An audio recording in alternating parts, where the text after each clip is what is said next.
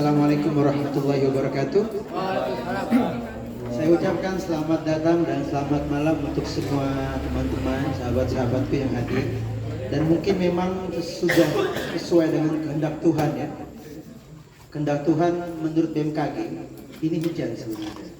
Tapi kehendak Tuhan memutuskan ini nggak hujan. Dan menurut agenda saya ini mulai jam 7:30. Tapi kehendak Tuhan juga akhirnya mulai jam 9:30 ya. Dan kita tidak bisa memaksakan kehendak Tuhan. Sebagaimana dikatakan al-insanu bitafkir wallahu bitaqdir. Yang pertama saya ucapkan terima kasih sebesar-besarnya. Paling pertama adalah untuk para pemateri yang alhamdulillah sudah memenuhi harapan saya yang hadir. Harapan saya untuk hadir di sini. Yang kedua kepada sahabat saya, saudara saya, Halilah kok tiba-tiba hadir di luar dugaan ini. Halilah datang dan mungkin akan ada hal yang harus dia sampaikan secara pribadi ya. Jadi kalau seandainya derajatnya mungkin bukan sebagai pemateri dia, tapi keynote speaker. Ya, jadi dia sebagai bicara kunci yang nanti akan bicarakan sedikit tentang literasi. Dan juga saya ucapkan juga terima kasih untuk Ketua Komisariat Fakultas Dirasat Islamiyah yang menjabat tahun ini, periode ini, yaitu Fahrul. Ya, Fahrul, terima kasih sudah datang dan juga bersama teman-temannya. Dan juga Ketua Komisariat Fakultas Dirasat Islamiyah yang terdahulu, Pak Raffi. Terima kasih juga Raffi telah datang. Dia menyempatkan waktu untuk saya apa karena galau lebih. Kayaknya galau ketemu siapa dosen pendidikan. Pagi ikutan daripada gue ikut nongkrong aja deh. Oke, terima kasih. Dan saya mulai dengan sesuai dengan tema yang kami angkat adalah yang terbuai dengan kata-kata dan tak pernah mau kembali ke dunia nyata. Kita mengenal sosok Gunawan Muhammad dalam esainya yang berjudul Potret Seorang Penyair Muda sebagai Simalin Kundang juga terbuai terbius oleh kata-kata. Jauh sebelum itu ada sosok Khairil Anwar yang menuliskan satu buah esainya atau mungkin pidatonya yang dia tuliskan. Dia bilang semacam ini, sebuah sajak yang menjadi adalah sebuah dunia.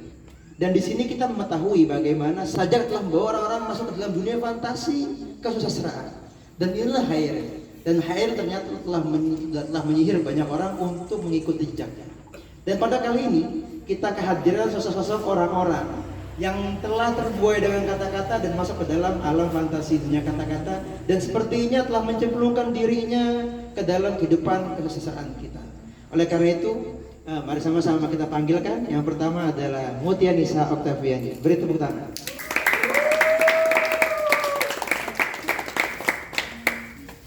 Lalu yang kedua kita panggilkan Ahmad Faik. Lalu selanjutnya kita panggilkan seorang laki-laki ya.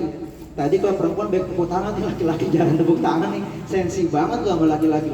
Untuk kali ini karena dia termasuk syekh ya, jadi tolong tepuk tangan yang pria. Kita panggilkan Mulham Dawami. Kita bayangkan diorama. Diorama itu kan banyak, ada patung-patung, ada lukisan-lukisan yang menggambarkan tentang situasi-situasi. Dan mereka lah yang akan menggambarkan situasi itu. Kita butuh seorang yang akan mengarahkan. Dan pada malam hari ini kita kehadiran seorang moderator, kita sebut namanya Rafida Azhara. Tepuk tangan. Nah, dia akan bertugas untuk mengarahkan diskusi kita pada malam hari ini. Dan inilah 4 orang yang akan menjadi bintang tamu kita di malam hari ini. Saya ucapkan selamat datang dan terima kasih untuk Rafida, untuk Mulham Dawami, untuk Ahmad Faik dan juga untuk Mutia Nisa Oktaviani. Sekali lagi tepuk tangan. Oke, mungkin ini perkenalan dari saya dan sesuai dengan janji saya. Sebelum kita mulai, kita akan mendengarkan salah satu pemaparan yang luar biasa tentang dunia literasi yang mungkin nanti akan disampaikan seorang penulis dan juga kontributor dari Islam Rahmah. Mari sama-sama kita panggilkan Khalilah Azizah. Beri tepuk tangan yang meriah. Assalamualaikum warahmatullahi wabarakatuh. Waalaikumsalam warahmatullahi wabarakatuh. Sungguh ini sebuah panggilan mendadak dan tidak diduga-duga. Tadi saya bercandain Bang Syarif, Bang kalau gue datang dapat kursi nggak gitu. Lu jadi keynote speaker ya, buruan datang gitu langsungnya. Waduh, Ya udahlah, saya hanya akan bercerita sesuai apa yang saya rasakan dan pernah saya alami menyangkut dunia literasi. Sebelumnya saya senang sekali bisa kembali ke sini. Tahun lalu, kurang lebih persis tahun yang lalu ya saya main ke sini untuk pertama kalinya, ikut juga kegiatan literasi semacam ini. Dan saya pertama mengapresiasi sekali kerja-kerja kultural semacam ini, kerja-kerja literasi yang masih dihidupkan di gang-gang. Teman-teman ini enggak waktu masuk ke sini? Iya, gang-gang. Iya, penuh gang yang berliku-liku. Nah, itu sensasinya gang-gang Bintaro, pedalaman Bintaro, tapi masih ada semangat untuk menghidupkan kata-kata, literasi dan semacamnya. Sepanjang perjalanan buat saya, dunia literasi artinya membaca, nggak sekedar membaca ya, membaca, menulis, dan proses berpikir yang terpenting. Ada tahapan atau ada proses yang melekat di situ dalam proses literasi. Tidak hanya membaca teks lalu selesai, tapi ada proses memasak di situ atau proses berpikir di situ. Yang saya rasakan pertama ketika membaca, saya merasa berdaya. Saya merasa punya senjata. Ini teman-teman semua kompak bis, saya rasa udah hafal ya dalil teologisnya lah ya. Kenapa sepenting itu membaca teks, konteks. Bahkan ayat pertama yang disuruh sama Tuhan, sama Allah itu bukan sholatlah kalian, hajilah kalian, tapi bacalah kalian. Jadi sepenting itu membaca sebagai tools kita, senjata kita untuk ya simply berkehidupan di dunia ini dalam apapun konteksnya gitu. Dalam teman-teman kuliah, nanti kita berkecimpung di masyarakat dan seterusnya. Kenapa itu juga disebut, kenapa ilmu itu cahaya? Karena dia yang menerangi, ngasih kita pembeda mana yang gelap, mana yang terang seperti apa. Lalu kedua, saya secara personal kalau ketika membaca tuh saya merasa sparkling gitu, ada yang meletup-letup gitu di kepala. Oh, ada ya orang yang punya pemikiran seperti ini, punya kebaruan atau kesadaran semacam ini, ada ide gagasan semacam ini. Itu secara personal. Saya menikmati, kemudian saya merasa berdaya dan punya senjata gitu. Dan yang terpenting saya dapat kepercayaan diri lebih ketika dapat modal gitu ya. Ada hal yang saya pegang gitu, skill yang saya kuasai gitu, membaca yang kemudian dituangkan dalam bentuk tulisan. Tulisan itu mengikat ya, kalau kata Imam Syafi'i kalau nggak salah ya, tulisan itu mengikat ingatan. Izinkan saya nyontek karena ini mendadak ya, itu tadi. Secara personal, kemudian ada kesadaran sosial yang kemudian terbentuk dalam proses saya berliterasi, boleh saya istilahkan seperti itu. Kesadaran sosialnya ketika banyak hal-hal yang saya temukan dari proses membaca dan menulis. Kemudian ini kalau mau bicara idealisme saya kira tepat, teman-teman adalah seorang mahasiswa dulu pendiri bangsa kita itu yang mengantarkan kita dari kondisi terjajah sampai kemudian kita bebas, merdeka secara konkret gitu ya, objektif, itu orang-orang yang berpengetahuan, berilmu pengetahuan yang dipraktikkan. Jadi ilmu dan amal itu memang dua hal yang harus saling beriringan, harus saling melekat gitu. Orang-orang yang punya kepekaan, itu tadi saya selalu membayangkan ilmu itu penerang. Orang-orang seperti Soekarno, Hatta, Syahrir, Tan Malaka, orang-orang yang paham bagaimana itu kondisi dijajah. Mereka paham kalau kondisi seperti itu namanya dijajah, kita tidak merdeka. Makanya kemudian mereka melakukan aktivisme, propaganda, kemudian menulis, memberikan kesadaran ke masyarakat. Mereka jadi penerang di masyarakat untuk menyadarkan, ayo kita bergerak, kita perlu merdeka, kalau kita punya hak untuk merdeka dan seterusnya. Itu kesadaran secara sosial. Dan saya merasa ada hutang rasa ketika saya menulis, saya masuk ke dunia buku, kata-kata dan seterusnya, tapi saya tidak mencoba menerapkannya atau sedikit mengamalkan. Sedekah ilmu itu kan mengajarkan ya, mengajarkan dalam bentuk apapun atau mengamalkan. Itu saya merasa ada dosa atau hutang rasa ketika tidak diamalkan. Makanya sambil jalan juga kesadaran itu terbentuk, saya ya mulai sadar untuk ikut aktivisme yang saya rasa penting, misalkan ikut demo gitu atau aksi yang saya rasa itu penting untuk dibela. Kita harus sebagai mahasiswa terutama harus punya keberpihakan yang jelas terhadap masalah sosial publik terutama. Terus terakhir, saya tidak akan berlama-lama, sudah cukup malam. Teman-teman mungkin ada yang dengar kemarin peristiwa pembakaran buku? Dengar nggak? Bukunya Najwa Shihab dibakar oleh, saya nggak tahu siapa yang membakar. Tapi ini salah satu alarm yang berbahaya, alarm yang genting. Ada indikasi anti-intelektualisme, atau kalau istilahnya sekarang yang terkenal itu bukunya Tom Nichols, Matinya Kepakaran. Orang udah tidak percaya lagi pakar, tidak percaya lagi keilmuan, tapi lebih apa yang viral itu yang dianggap benar. Ya banyak logika-logika berpikir yang cacat yang kemudian jadi dalil atau yang itu yang dibenarkan. Ini buat saya sangat memprihatinkan gitu. Kalau mau flashback sejarah, sangat panjang sekali memang tragedi pembakaran buku yang terdekat di peristiwa Holocaust atau Nazi.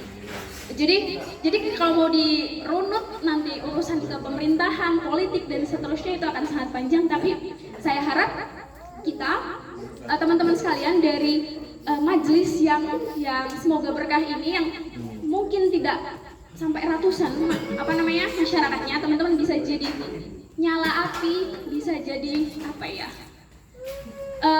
obor-obor yang menyalakan literasi dimanapun teman-teman berada sesuai kapasitas teman-teman. Kiranya itu yang bisa saya sampaikan, semoga ada baiknya. Terima kasih, kurang lebih mohon maaf. Assalamualaikum warahmatullahi wabarakatuh.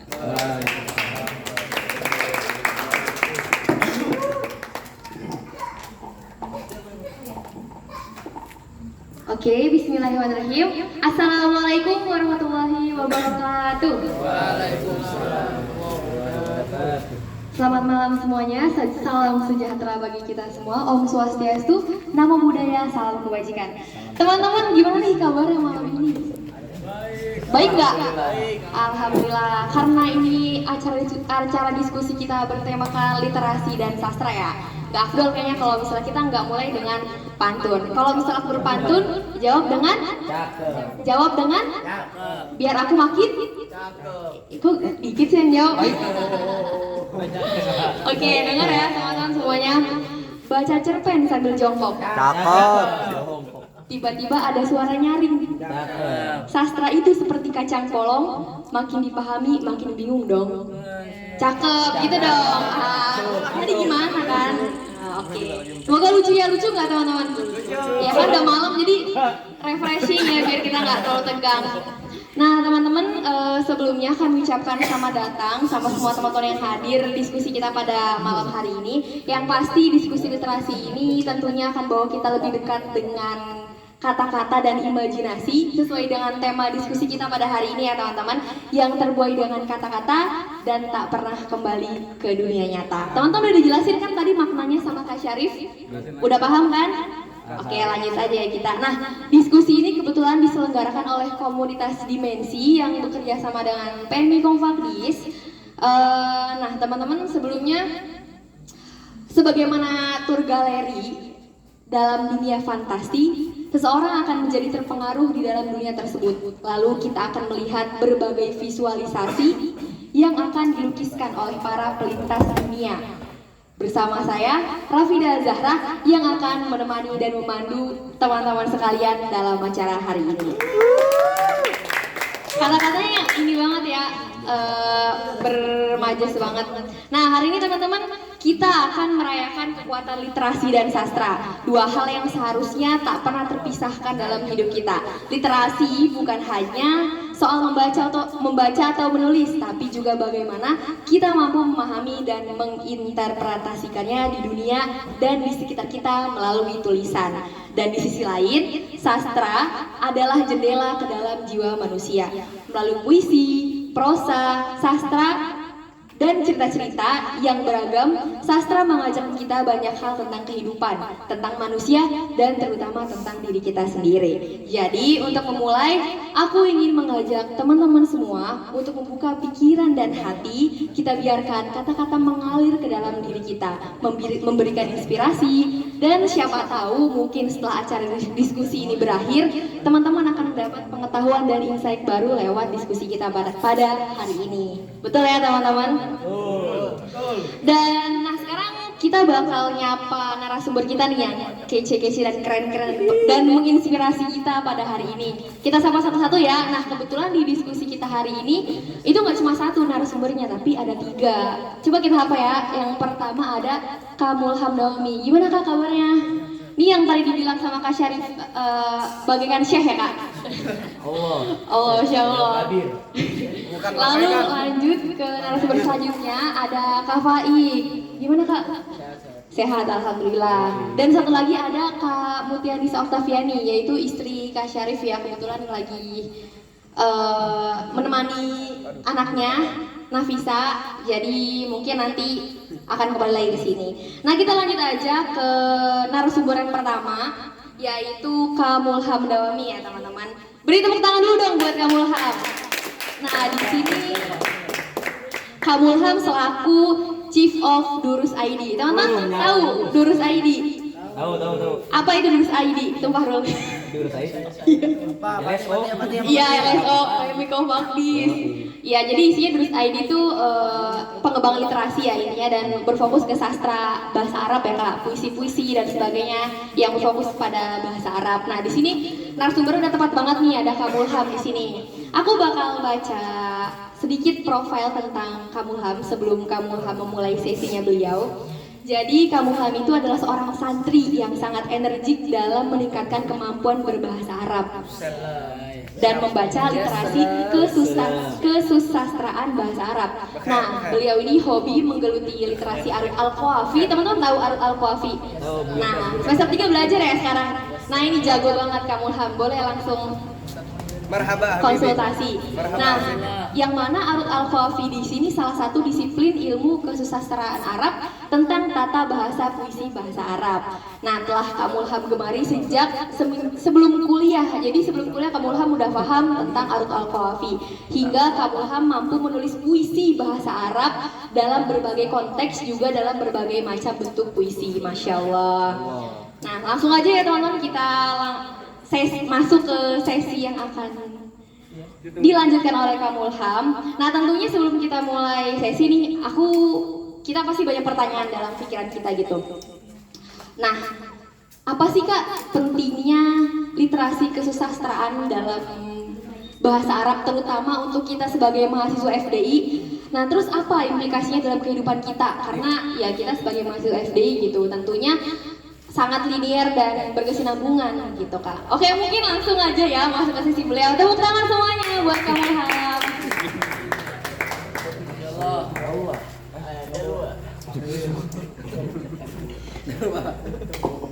Oke. Selamat malam teman-teman semua. Selamat malam teman-teman semua. Oke. Marhaba Habibi. Teman-teman udah pada kenal kali sama saya ya? Belum. Mungkin sedikit memperkenalkan diri. Saya mahasiswa FDI semester 7, adik kelas atau adik tingkatnya itu Pahrul dan kawan-kawan senior lain. Ya, terkait pertanyaan yang ditanyakan oleh moderator tadi terkait implikasi kesusastraan bahasa Arab terhadap kehidupan kita dan urgensitasnya. Oke. Terutama untuk mahasiswa. Oke. Jadi berbicara tentang sastra, saya ingin menjelaskan terlebih dahulu apa esensi dari sebuah puisi atau apa esensi dari sebuah sastra. Profesor Dr. Ahmad Syuibidin dalam bukunya Tarikhul Adab menyebutkan bahwa esensi dari sastra, terkhusus esensi dari puisi itu adalah imajinasi. Karena dalam otak manusia itu ada 2 kinerja yang dicakup oleh otak atau bahkan dicakup oleh akal manusia yang menjadi karakteristik atau ciri khas. Kinerja otak pertama adalah berpikir dan kinerja otak kedua adalah berimajinasi. Ada perbedaan yang sangat signifikan antara pikiran dan imajinasi. Kalau berpikir, tujuannya adalah untuk menemukan sebuah kebenaran. Untuk menemukan sebuah kebenaran. Ketika kita tahu bahwa gula rasanya manis, berhenti sampai di situ. Hingga bisa kita katakan bahwa tujuan dari berpikir itu terbatas. Tujuan dari berpikir itu terbatas. Ketika kebenaran sudah terungkap dan bisa dijelaskan secara komprehensif dan secara objektif, maka tujuan itu sudah tercapai. Tapi imajinasi itu tak terbatas. Imajinasi itu tak terbatas. Oleh karena itu, para sastrawan dan para penulis karya-karya sastra sampai sekarang tak henti-henti menuliskan karya-karya sastra. Dari zaman pra-Islam sampai sekarang, para sastrawan dan para penulis puisi khususnya itu tak henti-henti menuliskan puisi dan melampiaskan imajinasinya. Karena tujuan imajinasi itu tak terbatas. Berbeda dengan berpikir atau pikiran yang bertujuan untuk menemukan sebuah kebenaran. Ketika kebenaran sudah terungkap, sudah tersingkap, maka sampai situlah tujuan itu terhenti. Terus dalam buku yang sama Profesor Dr. Ahmad Syaiq Hidayat juga menjelaskan bahwa manusia itu hidup dalam materi yang beku. Manusia juga mengalami fase-fase kehidupan dalam berbagai macam kebukuan yang sempit. Kita ibaratkan pengalaman dan perasaan kita bagaikan lautan yang beku. Dan sastra serta puisi khususnya itu bagaikan meteor api yang jatuh dari langit dan berperan mencairkan lautan yang beku tadi. Wah, itu sangat indah sekali teman-teman. Jadi ketika manusia semenjak dari zaman dulu sampai sekarang, awalnya manusia hanya bisa berimajinasi sebelum bisa berpikir semasif ini dan sejauh ini. Kita sekarang hidup di zaman modern, ya tak bisa dipungkiri lagi bahwa ilmu pengetahuan yang notabene adalah hasil atau buah dari pemikiran sudah sangat berkembang dengan masif. Tapi kan itu berkembang melalui proses-proses yang sangat panjang, butuh berapa ribu tahun, bahkan ratusan ribu tahun. Ya kan? Manusia sejak awal, ketika ilmu pengetahuan belum berkembang semasif ini, manusia hanya bisa berimajinasi dan buktinya adalah di zaman dahulu yang ada hanya mitologi-mitologi, cerita rakyat, apalagi legenda, apalagi dan sebagainya ya, dan sebagainya. Tapi seiring berjalannya waktu dan zaman, manusia berpikir dengan luas dan mulai memajukan kreativitas dalam berpikir hingga berbagai macam penemuan ditemukan dari mulai zaman Babilonia, zaman Persia, zaman Romawi, zaman apalagi sebelum Babilonia apa? Venesia atau bahkan zaman Viking. Itu banyak sekali penemuan-penemuan. Saya salah satu saksi hidup ya bagaimana ilmu pengetahuan yang notabene adalah hasil buah pikir itu berkembang dengan masif seiring berjalannya waktu. Karena saya menyaksikan sendiri bagaimana Romawi membangun amphitheater Kolosiumnya, dan saya menyaksikan sendiri bagaimana megahnya Kolosium yang dibangun oleh Romawi. Juga saya menyaksikan sendiri bagaimana irigasi air yang dibangun oleh Romawi yang terselubung dan tersambung ke berbagai kota di daerah Afrika Utara. Itu saya menyaksikan sendiri. Sampai sekarang teori selokan bawah tanah itu mulai berkembang dan beranjak dari penemuan Romawi tentang irigasi air. Nah, ketika pengetahuan atau pikiran mulai maju dengan pesat sampai sekarang, manusia menjadi kurang aktif dan kurang kreatif serta inovatif dalam berimajinasi, hingga kita bisa katakan bahwa kemajuan pikiran itu dapat menghambat imajinasi dengan masif. Akan tetapi dengan karya sastra, dengan puisi, dengan apalagi makalah, dengan apa lagi? Gitu. Yang saya maksud makalah bukan makalah di kampus ya, tapi makalat karya sastra. Atau bahkan dengan pidato karya-karya sastra lainnya, kita bisa menjernihkan akal dan otak kita dari kemajemukan dan kebekuan pikiran yang berkembang secara masif. Pikiran dan imajinasi adalah dua hal yang kontradiktif menurut saya, karena orientasinya itu beda menurut Profesor Dr. Ahmad Syaikhuddev dalam bukunya. Orientasi dari tujuan tadi sudah saya jelaskan. Sekarang kita bahas karakteristik antara keduanya. Pikiran itu bersifat objektif, sedangkan imajinasi bersifat subjektif. Objektivitas pikiran itu dapat dibuktikan ketika kebenaran yang menjadi tujuannya itu dapat tersingkat. Karena kebenaran jika tersingkat, tidak ada yang bisa menjadikan dirinya kontradiktif terhadap kebenaran tersebut atau menentangnya. Seperti itu. Contoh, ketika kita tahu bahwa matcha rasanya manis, apakah ada yang bilang matcha itu pahit?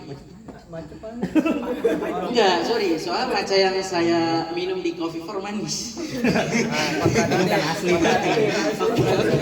Ganti deh, jangan matcha. Ganti. Ya, itu sekelumit contoh aja. Tapi kalau imajinasi itu bersifat subjektif, tak ada batasannya dalam tujuan, juga tak ada batasan dalam rupa, tak ada batasan dalam lingkup serta sekup. Kenapa bisa dibilang subjektif? Karena tujuannya itu tak terbatas. Ketika tujuan tak terbatas, apakah kita membatasi rupanya? Kayak gitu. Oleh karena itu, imajinasi ditemukan terlebih dahulu daripada penemuan-penemuan ilmiah. Dari awal terciptanya manusia, ini seperti yang dijelaskan di buku yang sama. Dari awal terciptanya manusia awalnya itu berkomunikasi dengan isyarat dan suara.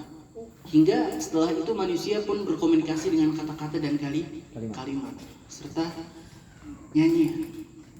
Nah, kata-kata, kalimat dan nyanyian yang menjadi sarana komunikasi antar manusia pun berkembang menjadi karya-karya dan terselubung di dalamnya berbagai macam bentuk imajinasi yang tak terbatas. Dan sampai sekarang imajinasi itu menjadi sebuah unsur yang tak bisa dipisahkan dari diri manusia selain pikiran. Juga menjadi unsur yang tak bisa dipisahkan dari kehidupan, serta unsur yang bersifat dinamis, tidak statis. Sifat dinamis yang dimiliki oleh dimensi. Sifat dinamis yang dimiliki oleh imajinasi itu tidak bisa terbantahkan karena imajinasi tujuannya tak terbatas. Dan peran imajinasi dalam pikiran kita itu adalah untuk mencairkan kebekuan hidup, mencairkan kebekuan dan kemajemukan pikiran, serta untuk menjadi sarana mengekspresikan perasaan dan pengalaman yang dirasakan. Perasaan pengalaman itulah yang tadi diandaikan oleh Profesor Dr. Ahmad Syaikhuddev dengan lautan yang membeku. Lautan yang membeku. Bisa kita bayangkan lautan beku. Wah, kayak apa? Lautan seluas itu dari ujung timur sampai ujung barat, ujung utara sampai ujung selatan beku. Sumpah gak kira-kira ente kalau lautan beku? Jangan kan lautan beku. Kolam beku, sumpah kagak? Gak bisa mandi kita kalau kolam beku lah, mandi pakai apa? Beku ya kan? Iya. Kan lautan, kolam beku kagak bisa mandi kita. Dengan adanya imajinasi yang Tuhan fitrahkan dalam diri manusia, lautan itu bisa menjadi cair. Ketika cair, otak kita menjadi fresh dengan mandi. Ketika cair, kita bisa makan ikan yang sedap. Jadi itulah peran sastra, atau bahkan lebih spesifik lagi peran imajinasi dalam kehidupan. Itu yang pertama ya. Untuk lebih spesifik lagi, bagaimana urgensitas sastra bahasa Arab dalam kehidupan ya. Juga dalam studi anak-anak FDI, mahasiswa FDI. Mungkin saya akan jawab dengan pengalaman pribadi saya sendiri, karena saya sudah menggeluti sastra bahasa Arab dari semenjak sebelum saya sebelum saya masuk FDI. Di mana? Di Jawa Timur. Namanya. Jadi ketika saya menggeluti sastra bahasa Arab khususnya ya, saya menemukan keindahan dan gaya bahasa yang unik. Jujur, keindahan dan gaya bahasa khusus sastraan Arab itu sangat unik dan sangat variabel. Kenapa bisa saya bilang sangat unik? Karena khusus sastraan bahasa Arab itu sangat kaya sekali dan sangat luas sekali. Bahkan saya bisa bilang yang menandingi luasnya khusus sastraan bahasa Arab itu adalah sastra Cina. Sastra Cina. Karena kalau dari aspek periodisasinya sama-sama lama. Historisnya juga sama-sama lama. Khusus sastraan Cina dan khusus sastraan Arab itu udah ribuan tahun berlaku, udah ribuan tahun berjalan. Oleh karena itu, kalau kita belajar sastra Arab dari mulai historisnya, periodisasinya, perkembangannya dari tiap fase zaman, itu kita akan menemukan samudera yang sangat luas, yang berisikan berbagai macam ikan, yang berisikan berbagai macam jenis hewan. Seperti itu. Terus gaya bahasa dan literatur khusus sastraan Arab itu dapat mempengaruhi pertama emosional kita, juga menjadikan kita sangat logis dalam berperilaku. Iya, kenapa? Karena dalam dunia kesusastraan Arab, dari mulai pra-Islam sampai era modern sekarang, itu kita akan temukan dalam dunia puisi Arab berbagai macam berbagai macam tema yang sangat relate dengan kehidupan. Terkhusus para sastrawan Arab dari zaman dahulu sampai sekarang, itu banyak yang membahas tentang filosofi hidup, yang membahas tentang filsafat hidup serta tujuan hidup. Contohnya Imam Syafi'i. Oke, pakai bahasa Arab. Imam Syafi'i siapa yang nggak kenal? Oke, beliau salah satu ulama fikih. Tapi di balik itu beliau sastrawan ulum. Beliau adalah sastrawan ulum. Dan bahkan saya pernah baca bahwa Al-Asma'i ini salah satu 3 sastrawan terhebat dan ulum di zaman dinasti Abbasiyah. Itu mengambil riwayat puisi dari Imam Syafi'i. Kan gimana ya? Salah satu orang yang dianggap sastrawan terhebat di zamannya mengambil riwayat puisi dari Imam Syafi'i, dan beliau menganggap Imam Syafi'i adalah gurunya. Wah, keren itu. Itu sangat keren. Nah, contoh puisi yang sangat menggugah kita tentang filsafat atau filosofi hidup itu adalah, terkhusus kita anak rantau ya, terkhusus kita semua anak rantau. Jadi Imam Syafi'i itu pernah berkata, ada yang hafal ya puisinya? Ma fil muqamili di aqlin wa di adabi من راحة فدان أوطان واقتربي سافر تجد عبدا عمن تفارقه وانصف إن لذيذ العيش في النصب إن رأيت وقوف الماء يفسده إن ساح طاب وإن لم يجري لم يطب والشمس لو وقفت في الفلك دائمة لملأ الناس من عجم ومن عربي جو ini bukan doa cu والأسد لولا فرق الغاب ما افترست والقوس لو لم يصب dan seterusnya. Kurang lebih Imam Syafi'i itu menganalogikan, karena kita BMI kompaktis ya, kurang lebih Imam Syafi'i menganalogikan pergerakan itu dengan berbagai macam bentuk. Beliau menganalogikan sebuah pergerakan itu bagai air yang jika berkelamaan diam dalam sebuah wadah itu akan merusak kualitasnya. Air jika berkelamaan diam dalam wadahnya, kualitasnya akan berkurang, warnanya akan jadi hitam, nggak enak diminum. Dan cunya. Nah, ada cunya kalau kata itu baru. Yang kedua, beliau menganalogikan sebuah pergerakan dengan singa. Singa jika tak keluar dari sarangnya, terus berdiam diri di sarangnya, mustahil singa dianggap puas. Singa sekret. Terus matahari, jika terus-terusan berada di langit tak tergantikan bulan, manusia akan merasa bosan. Terus beliau mengibaratkan pergerakan seperti kayu garu. Kayu garu sebelum diproses menjadi kayu yang sangat wangi, harganya murah seperti kayu bakar. Tapi setelah diproses, dia bernilaikan tinggi dan semberbak wangi. Juga menganalogikan sebuah pergerakan dengan busur. yang jika tak dilepaskan dari dengan anak panah yang jika tak dilepaskan dari busurnya mustahil akan mengenai sasaran. Untuk mengenai sasaran kita harus bergerak, maka itu salam bergerak. Bekher, Jal. Oke, jadi pengalaman saya itu ya, kenapa kok kita penting mengetahui dunia kesusastraan Arab? Karena kesusastraan Arab itu sangat berpengaruh dalam perilaku dan pandangan kita terhadap hidup. Kedua, saya teringat dengan perkataannya Imam Syafi'i, Umar bin Khattab. Umar bin Khattab. Beliau bilang, "Man ta'allama al-lughata al-arabiyyah raqqa qalbuhu." Imam Syafi'i agak mirip. Yang mengatakan seperti Imam Syafi'i, beliau berkata, "Man ta'allama al-lughata al-arabiyyah raqqa qalbuhu." Barang siapa yang mendalami, bukan sekedar belajar, tapi mendalami bahasa Arab, hatinya akan menjadi lembut. Karena kenapa?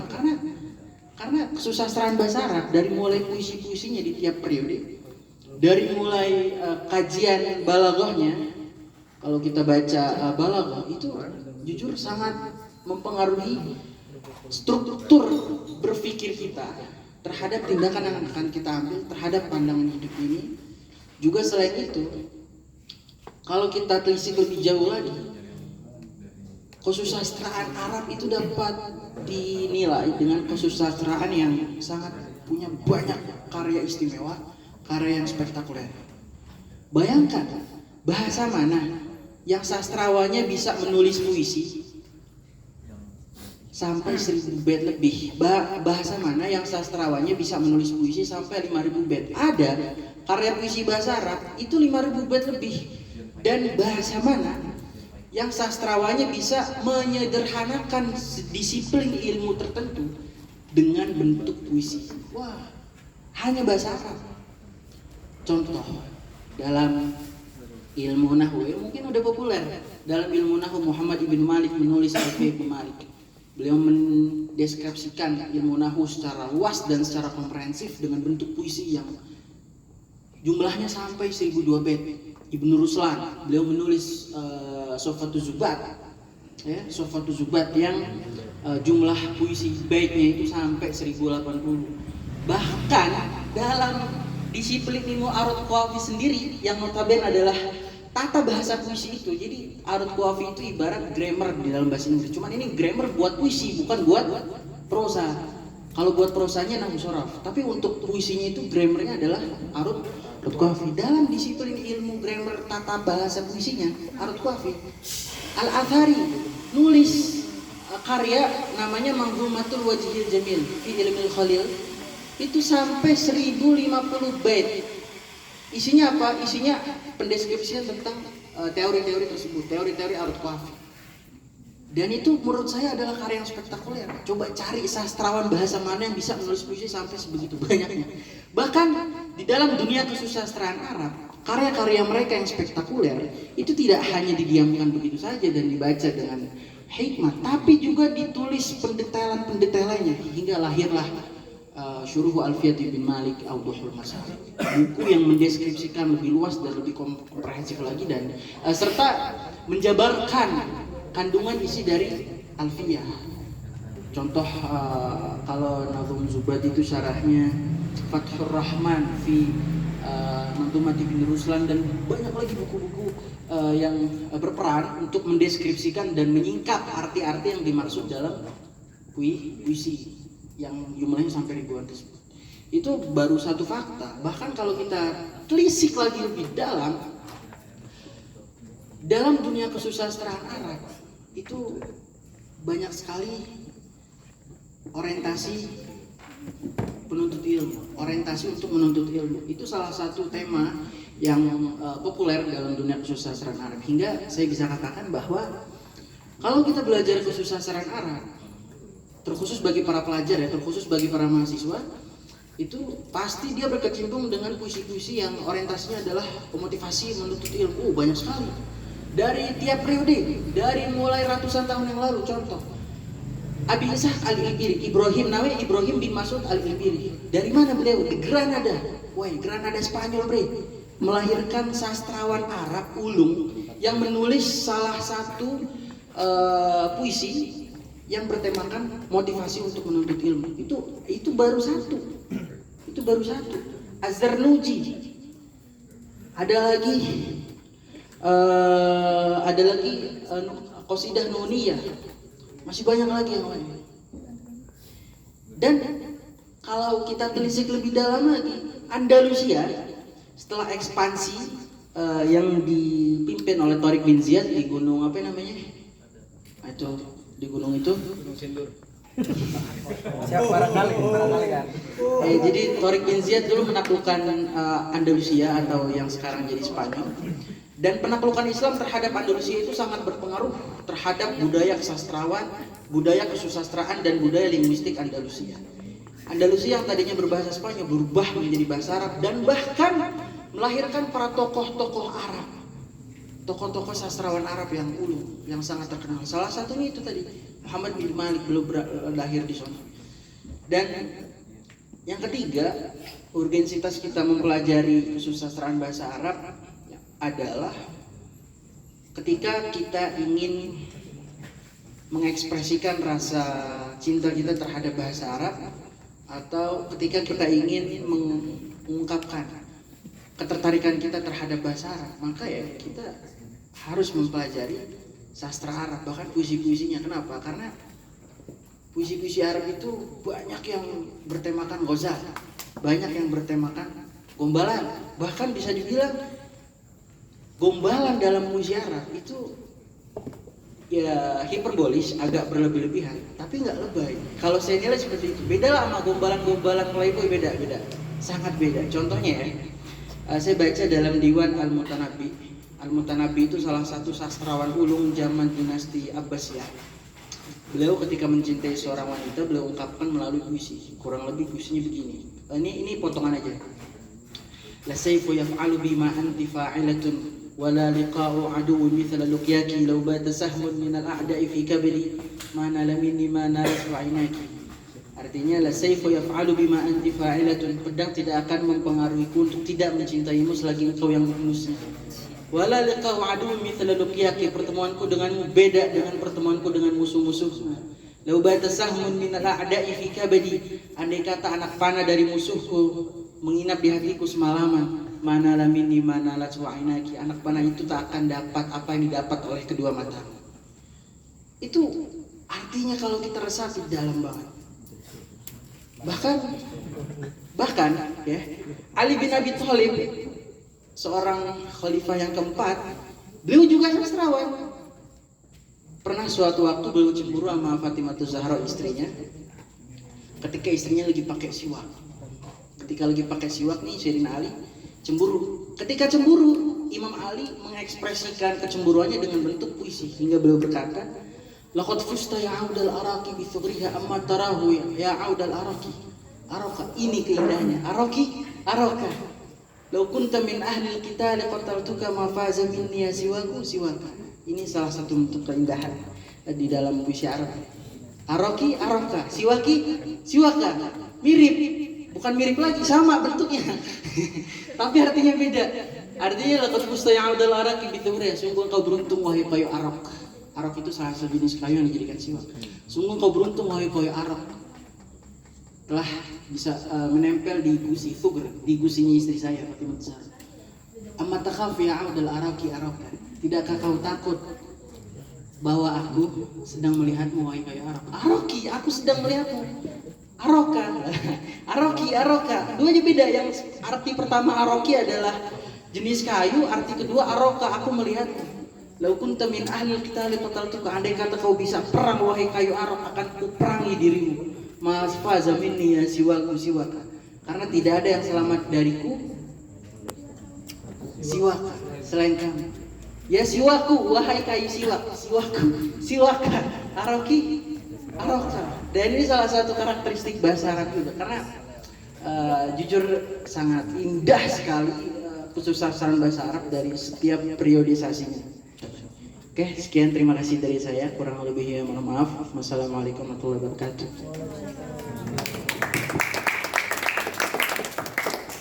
Wah, keren banget ya penyampaian dari narasumber kita Kak Mulham tadi. Jadi dari sini kita tahu bahwa kesusastraan bahasa Arab itu sangat penting dan sangat luas ya teman-teman.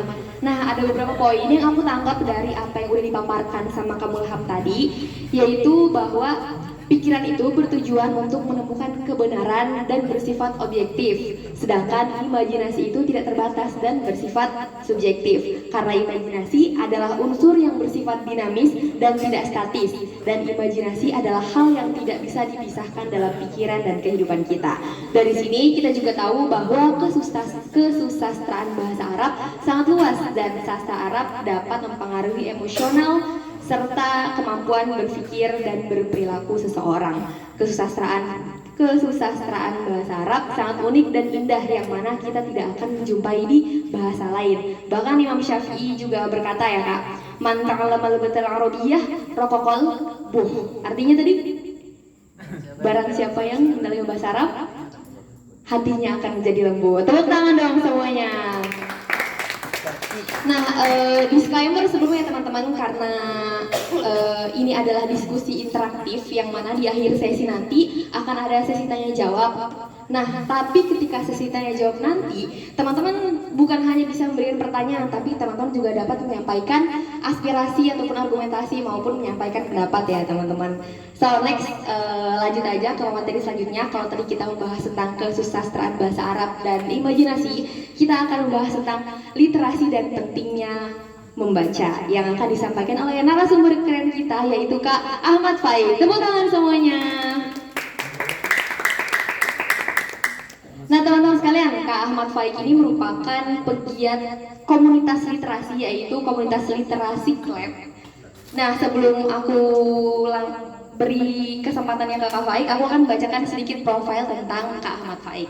Kak Ahmad Faik adalah manusia yang baru memulai membaca buku. Maaf ya teman-teman. Ini aku baca langsung CV dari yang narasumber kasih ya. Kak Faik merupakan manusia yang baru memulai membaca buku, terkhusus buku-buku sastra berupa novel dan sebagainya. Bagi Kak Faik, membaca adalah sebuah petualangan menjawab teka-teki dunia dan mengasah rasa dan daya peka. Dimulai dari ketertarikannya pada novel Entrok karya Oki Madasari, ia semakin yakin bahwa buku adalah jendela dunia. Membaca adalah asupan nutrisi yang harus diisi setiap harinya. Oke, langsung aja ya Kak. Sabar banget teman-teman nih mau dengerin materi dari Kak Faik. Oke, kepada Kak Faik, waktu dan tempat kami persilahkan. Salam Nabi Muhammad. Siapa yang ngajarin? Assalamualaikum warahmatullahi wabarakatuh. Perkenalkan, nama saya Ahmad Faik. Saya aktif di salah satu komunitas, yaitu namanya Literaksi Klub. Literaksi Klub. Jadi komunitas tentang ekspresi literasi, ya pokoknya semua tentang ekspresi literasi, kayak baca puisi, monolog, terus bedah buku dan segalanya, itu salah satunya. Terus apa tadi gimana? Bagaimana membaca? Jadi pertama-tama saya itu waktu itu awal-awal mencoba belajar banyak hal, salah satunya filsafat, tapi gak nyampe karena blow on kayaknya ya. Jadinya mencoba hal-hal lain, kayak akhirnya nemu teman-teman waktu itu, yang punya satu visi yang sama, yaitu sastra. Salah satunya novel yang yang sangat menginspirasi saya, mind blowing buat itu adalah Entrok. Nah, Entrok itu karya Oki Madasari. Entrok itu Entrok itu adalah bra ya. Kalau nggak salah tuh Entrok itu bra zaman dulu. Jadi tuh Oki Madasari, Oki itu menjelaskan melukiskan bagaimana wanita zaman dahulu, wanita tahun Orde Lama dan Orde Baru itu susahnya dapat entrok. Jadi tuh kisahnya itu kisah orang susah mau dapat bra kayak gitu loh. Jadi sesimpel itu. Jadi Oki itu melukiskan bagaimana susahnya orang zaman dahulu waktu itu. Kayak perihal entrok aja yang sangat sangat penting banget itu susah banget buat dapatnya. Jadi itu menurut saya yang bahkan kayaknya di buku-buku sejarah gak mungkin bakalan orang cerita tentang dulu entrok tuh susah, terus orang dapat kayak gini tuh susah. Paling orang buku-buku sejarah cuma cerita tentang generalnya aja. Yang kita dapetin yang lebih dekat dari kita itu adalah buku-buku sastra menurut saya. Walaupun sastra novel itu adalah novel itu fiksi, walaupun misal fiksi, pasti itu ada itu adalah perpaduan antara hasil riset hasil riset penulis dan imajinasinya penulis. Pasti itu fiksi walaupun kayak gimana pun. Tapi ini menurut saya mengapa kita harus membaca sastra, karena gitu. Karena sastra buat saya adalah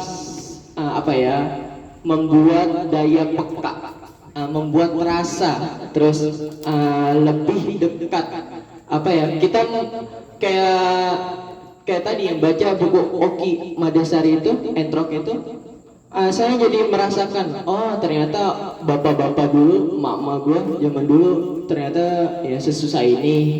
Terus kayak Oki juga memperjuangkan bagaimana ya ini lagi-lagi feminisnya, laki-laki dan upah perempuan itu beda waktu itu. Jadi di sini siapa ya namanya? Tokohnya lupa gua. Ada yang baca entrok gak ya?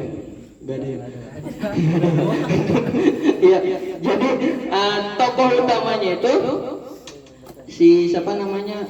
Jadi waktu itu ibu-ibu. Jadi ibunya siapa ya nama tokohnya lupa. Pokoknya ibu-ibu ini dia itu kerja di pasar ngupasin singkong dan upah yang dia dapat adalah kalau kamu bisa berhasil ngupah 1 kilo singkong, itu dapatnya imbalannya adalah 1 singkong.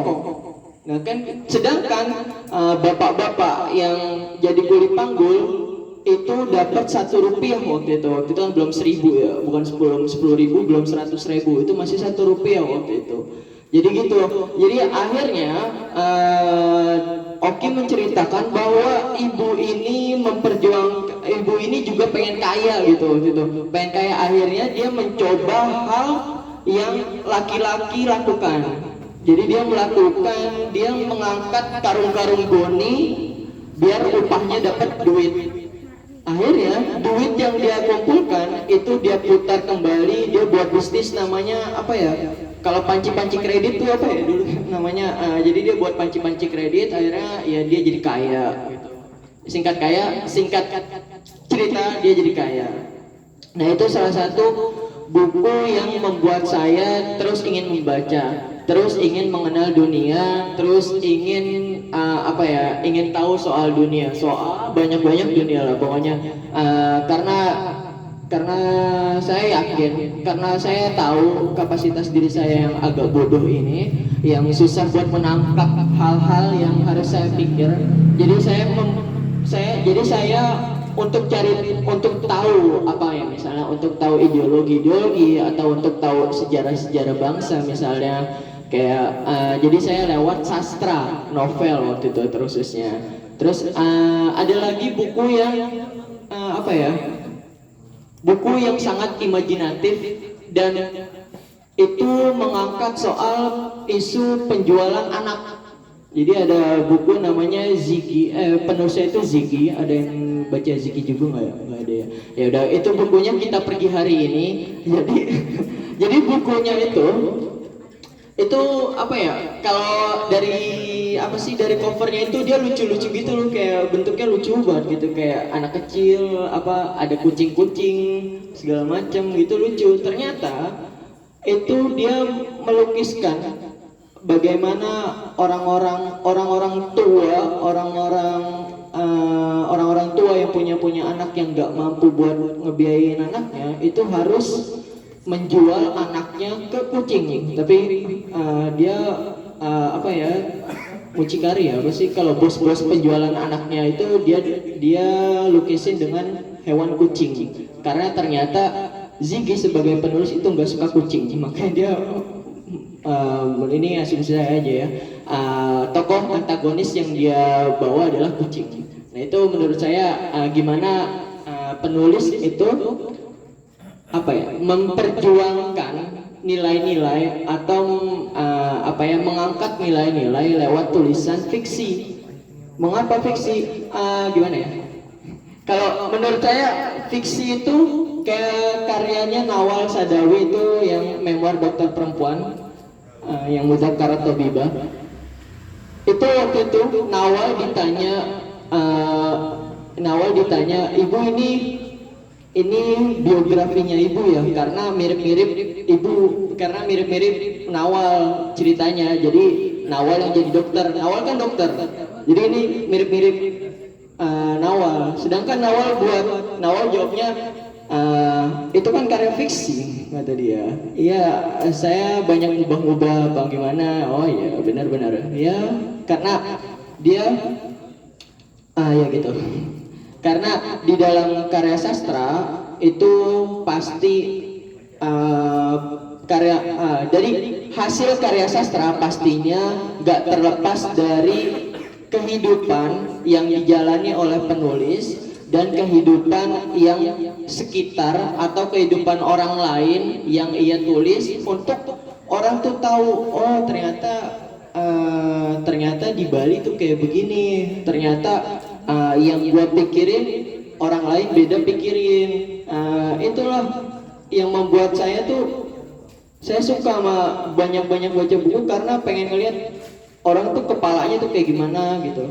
Kan beda-beda tuh kepala orang tuh, kayak ada tuh satu buku yang lucu tapi ngeselin menurut saya itu, bukunya Intan Paramadita, Malam Seribu Jahanam.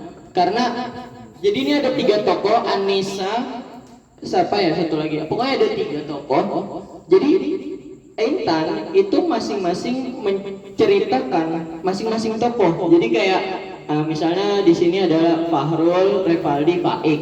Jadi pertama diceritain dulu Faik begini. Fahrul orang yang suka bunuh diri. Jadi dia ngangkat isu soal bom bunuh diri waktu itu, isu soal agama. Jadi kenapa latar belakangnya si Fahrul itu suka bikin bom bunuh diri, terus si Revaldi yang suka menulis, hidupnya nggak jelas, bla bla bla, nah gitu pokoknya itu menurut saya yang lucu sekali gitu deh. Oke. Nah gitu, jadi kebetulan karena karena saya takhususnya itu bahasa Arab, jadi saya mempelajari beberapa bahasa Arab juga sedikit, tapi novel baru, tapi ya baru tahun awal, baru baca Nawal 4 bukunya doang, terus sama paling ntar dikit-dikit lagi mau apa gitu. Saya pernah baca buku, saya pengen tahu sisi orang-orang Arab Saudi Arabia itu kayak gimana gitu kan.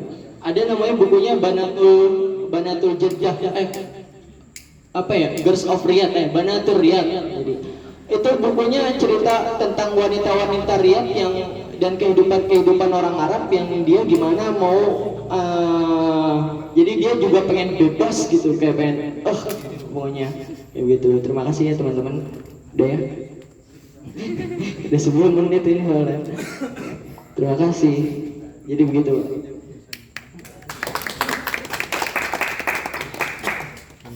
Oh, Kak Faik dari tadi merendah banget ya, tawadu banget, ngomongnya bodoh dan sebagainya. Tapi aslinya enggak teman-teman, Kak Faik ini orangnya sangat cerdas lah ya. Bisa dibilang Kak Faik ini anaknya literasi banget. Jadi kalau misalnya teman-teman minat di bidang literasi atau suka baca novel, fiksi maupun non fiksi, boleh banget sharing-sharing ke Kak Faik ya. Karena Kak Faik gudangnya lah bisa dibilang. Oke, dari yang udah dipaparkan Kak Faik tadi, aku menarik beberapa kesimpulan. Yaitu yang pertama adalah sastra membuat kita lebih dekat dan lebih peka terhadap lingkungan. Yang kedua, karena Kak Faik tadi membahas karya sastra berupa novel dari siapa kan tadi? Novel yang di CV Oki Wadasari ya. Nah, di sini KFAI memberikan statement bahwa hasil karya sastra pastinya nggak terlepas dari kehidupan yang dijalani seorang penulis maupun kehidupan orang yang di sekitar penulisnya. Oke ya, tepuk tangan dulu dong buat KFAI. Teman aku mau briefing dikit boleh nggak? Boleh. Kan udah malam nih, tapi duduk di tempat aja santai. Jadi kalau misalnya aku bilang tepuk nyamuk, nanti gitu ya. Paham? Tapi kalau misalnya banyak nyamuk, gitu. Paham? Paham nggak Nicole? Paham. Oke. Tepuk nyamuk, banyak nyamuk. Ya oke. Makasih teman-teman, tandanya teman-teman masih fokus sama acara kita malam hari ini. Nah selanjutnya untuk narasumber kita yang terakhir nih, ibarat narasumber kita yang paling keren, gongnya dari acara kita pada malam hari ini. Yang mana narasumber kita yang terakhir ini merupakan istri dari founder komunitas Dimensi ya Kak, yaitu istri dari Kak Syarif, yaitu Kak Mutia Nisa Oktaviani. Tepuk tangan dong semuanya. Nah Kak Mutia Nisa ini merupakan pegiat literasi sekolah. Yang mana sebelum memasuki sesi, saya akan bacakan profil singkat terkait Kak Mutia Nisa. Nama beliau adalah Mutia Nisa Oktaviani, lahir di Tangerang 24 Oktober 1992, seorang guru bahasa Indonesia di SMPN 206 Jakarta. Beliau kuliah mengambil jurusan pendidikan bahasa dan sastra Indonesia. Sejak kuliah, Kak Mutia aktif berorganisasi dan berkecimpung dalam dunia diskusi sastra.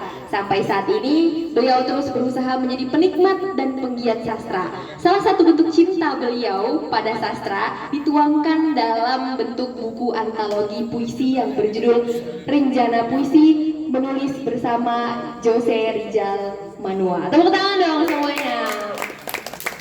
Nah, sebelum kita masuki sesi, ada beberapa pertanyaan yang menjadi highlight ya Kak Mutia. Yang pertama, gimana sih Kak cara sastra mempengaruhi pikiran seseorang? Lalu, sejauh mana para penikmat sastra ini berhasil mengambil inspirasi dan nilai-nilai di dalam karya fiksi? Dan bagaimana cara pengaplikasiannya dalam kehidupan kita ya Kak? Oke, lanjut langsung aja kita ke Kak Mutia Nisa. Waktu dan tempat kami persilahkan. Tepuk tangan semuanya.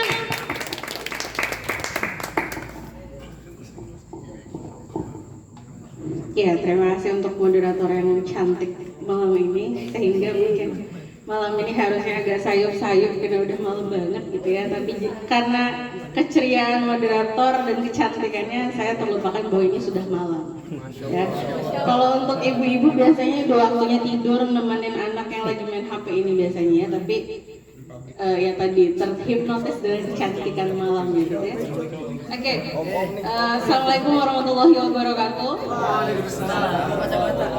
Ya, perkenalkan saya Mutia. Saya salah satu ya katakanlah penggiat literasi di sekolah gitu ya. Tadi udah disampaikan sama Fai sama siapa satu lagi, Mulham gitu ya, bahwa dunia fiksi, dunia sastra adalah sesuatu yang bersifat imajinatif gitu ya. Tadi pertanyaan pertama pemantiknya apa? Sastra ya? Iya. Sastra. Gimana sih cara mempengaruhi Ya. sastra mempengaruhi pikiran? Ya, sastra mempengaruhi pikiran. Berarti yang kita mesti tahu dulu adalah apa sih sastra itu gitu ya. Banyak literatur yang mengatakan bahwa sastra ini dan itu, tapi yang saya pelajari selama saya kuliah di PBSI UIN gitu ya, bahwa sastra intinya adalah suatu karya yang bersifat jujur, memiliki nilai dan menghibur. Itu kenapa tadi Faik bilang ada ketawanya, ada lucunya, terus sampai tertarik mau menggali hal-hal yang mungkin Faik belum pernah baca atau belum pernah tahu. Makanya sastra itu sesuatu yang dekat dengan banyak orang gitu. Tadi karena sifat jujurnya. Begitupun puisi, fiksi, apapun jenisnya, dia adalah kejujuran dari seorang penulis. Yang tentu itu berkat perenungan penulis itu sendiri. Kenapa sih sastra sampai mempengaruhi dalam? Mungkin tadi Faik baca entrok. Oki ya, kita ngomongin Oki. Oki itu tidak semua apa yang tuliskan Oki di dalam karyanya adalah hal-hal yang bersifat pribadi, tapi yang dia langsung temui, kayak karya Oki yang mungkin entrok tadi, karena memang Oki itu adalah salah satu penulis yang ketika menulis cerita dia melakukan penelitian terlebih dahulu gitu. Jauh sebelum dia menulis cerita dia melakukan penelitian, karena dia basicnya adalah seorang jurnalis gitu ya. Jadi dia melakukan penelitian. Salah satu karyanya juga Pasung Jiwa, Mariam, yang memang mengambil nilai-nilai sosial yang ada di Indonesia khususnya. Jadi dia pernah ngebahas masalah Ahmadiyah gitu ya. Dia membahas masalah feminisme dan patriarkinya orang-orang laki-laki di Indonesia gitu. Dan itu semua masuk ke dalam karyanya. Jadi kenapa sastra bisa mempengaruhi sejauh itu pikiran manusia? Karena dibuat dekat. Maka tadi ada imajinasi, maka tadi ada citraan, ada gambaran-gambaran kejadian yang bisa digambarkan oleh orang pada umumnya. Katakanlah misal kita baca artikel tentang penelitian yang sekarang terkait dengan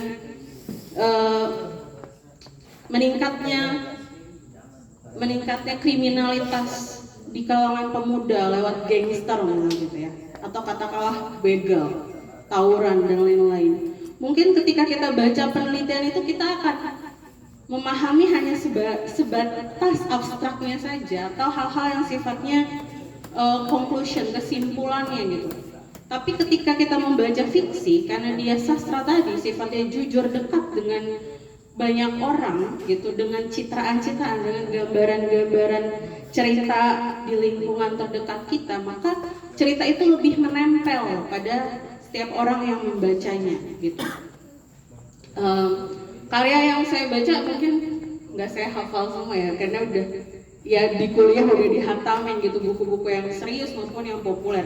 Jujur yang buku-buku sekarang memang tidak terlalu saya baca, karena memang menurut saya agak populer dan tidak terlalu dalam untuk penelitian-penelitian semacam itu gitu. Tapi nilainya tetap dapat. Nah, ketika kita baca sastra, kenapa itu tadi nempel banget tadi? Karena di sana kita benar-benar digambarkan, kita mengimajinasikan bahwa oh ada loh ternyata di satu wilayah yang di situ ada Ahmadiyah gitu ya. Terus bagaimana kelompok Ahmadiyah ini menghadapi orang-orang yang katakanlah memusuhi mereka karena doktrin-doktrin yang masuk ke dalam pikirannya. Itu benar-benar real dirasakan, karena benar-benar diceritakan seperti kehidupan sehari-hari. Atau misal katakanlah, karena tadi udah ngebahas Oki, jadi saya bahas karya Oki gitu ya. Misal Pasung Jiwa yang saya baca dan itu lumayan menggetarkan hati gitu. Bagaimana di lingkungan kita seorang perempuan gitu ya, karena juga saya sebagai seorang perempuan gitu ya, membaca karya Pasung Jiwa, ternyata perempuan di Indonesia mau sepintar apapun dia, ketika di rumah dia akan terkungkung dengan nilai patriarki. Kenapa? Karena patriarkinya itu, kalau yang nggak tahu patriarki maksudnya kekuasaan laki-laki di atas perempuan jauh gitu ya. Tidak ada kesetaraan, di mana laki-laki benar-benar memutuskan segala hal yang berkaitan dengan perempuan, dan itu bisa terjadi karena turun-temurun gitu. Bukan hanya turun-temurun, udah seperti nilai yang tertanam dalam diri anak-anak gitu ya. Dari kecil, dari sistem, dari segala macam itu sudah terbentuk seperti itu. Dan di Pasung Jiwa karya Oki itu diceritakan dengan cerita yang sangat dekat gitu, membahas tentang kehidupan rumah tangga yang siapapun baca pasti terngiang oleh mungkin ibunya atau mungkin kakaknya atau oleh dirinya sendiri dan lain-lain. Artinya di fiksi seperti itu, bahwa segala nilai yang mau dimasukkan atau nilai yang ingin disampaikan oleh seorang penulis diceritakan dengan cara yang paling dekat, maka dia disebut dengan fiksi gitu. Mau nilainya tadi atau mau ceritanya tadi adalah fakta gitu ya guys, tapi tetap akan menjadi fiksi karena dia menjadi sebuah cerita. Makanya bedanya, karena juga saya guru bahasa Indonesia ya, jadi bedanya fiksi dengan fakta adalah ketika ada tokoh di dalamnya gitu ya. Kalau di tokoh yang menceritakan sesuatu, tokoh yang mengalami perubahan nasib dan segala macam itu fiksi. Dan di fakta kita tidak mendapatkan itu. Kita hanya mendapatkan informasi penting. Itu kenapa tadi sastra begitu mempengaruhi orang. Bukan hanya cerpen, bukan hanya puisi gitu ya. Kalau puisi mungkin lebih kepada bagaimana seseorang bisa mengutarakan perasaannya melalui kata-kata yang manis gitu, atau kata-kata yang sederhana tapi di situ ada ruhnya gitu ya, kalau kata penyair gitu. Jadi sastra memang adalah suatu karya imajinasi yang sifatnya perenungan dari seorang penulis, baik itu cerpen, novel dan lain-lain, sehingga pasti sampai kepada pembacanya lebih dekat karena diceritakan dengan cara-cara yang sederhana gitu, atau cara-cara yang sifatnya kehidupan sehari-hari. Kalau saya pernah ngikutin kegiatan-kegiatan sastra, salah satunya mungkin Putu Wijaya gitu ya. Bapak Putu Wijaya pernah bilang bahwa membuat sebuah cerpen, membuat sebuah naskah drama itu sifatnya seperti ilham begitu saja, dan dia tidak pernah menceritakan sesuatu yang di luar daripada konteks kemanusiaan gitu, dalam artian semuanya lekat dengan kehidupan kita sehari-hari. Tapi memang kalau kita baca Putu Wijaya, atau kita pernah baca Putu Wijaya, atau kalau belum pernah nanti coba baca, bahwa karya Putu Wijaya itu adalah hal-hal yang mungkin sifatnya kehidupan sehari-hari, tapi nilai-nilainya itu tidak terlalu terlihat mungkin seperti hal yang cerpen atau hal yang novel. Naskah-naskahnya itu banyak yang abstrak, tapi benar-benar diceritakan bagaimana kehidupan kita. Mungkin kayak kita diskusi malam ini aja bisa jadi salah satu adegan dalam kisah naskahnya gitu. Jadi itu tadi kenapa bisa sangat dekat dengan kehidupan manusia sastra itu sendiri.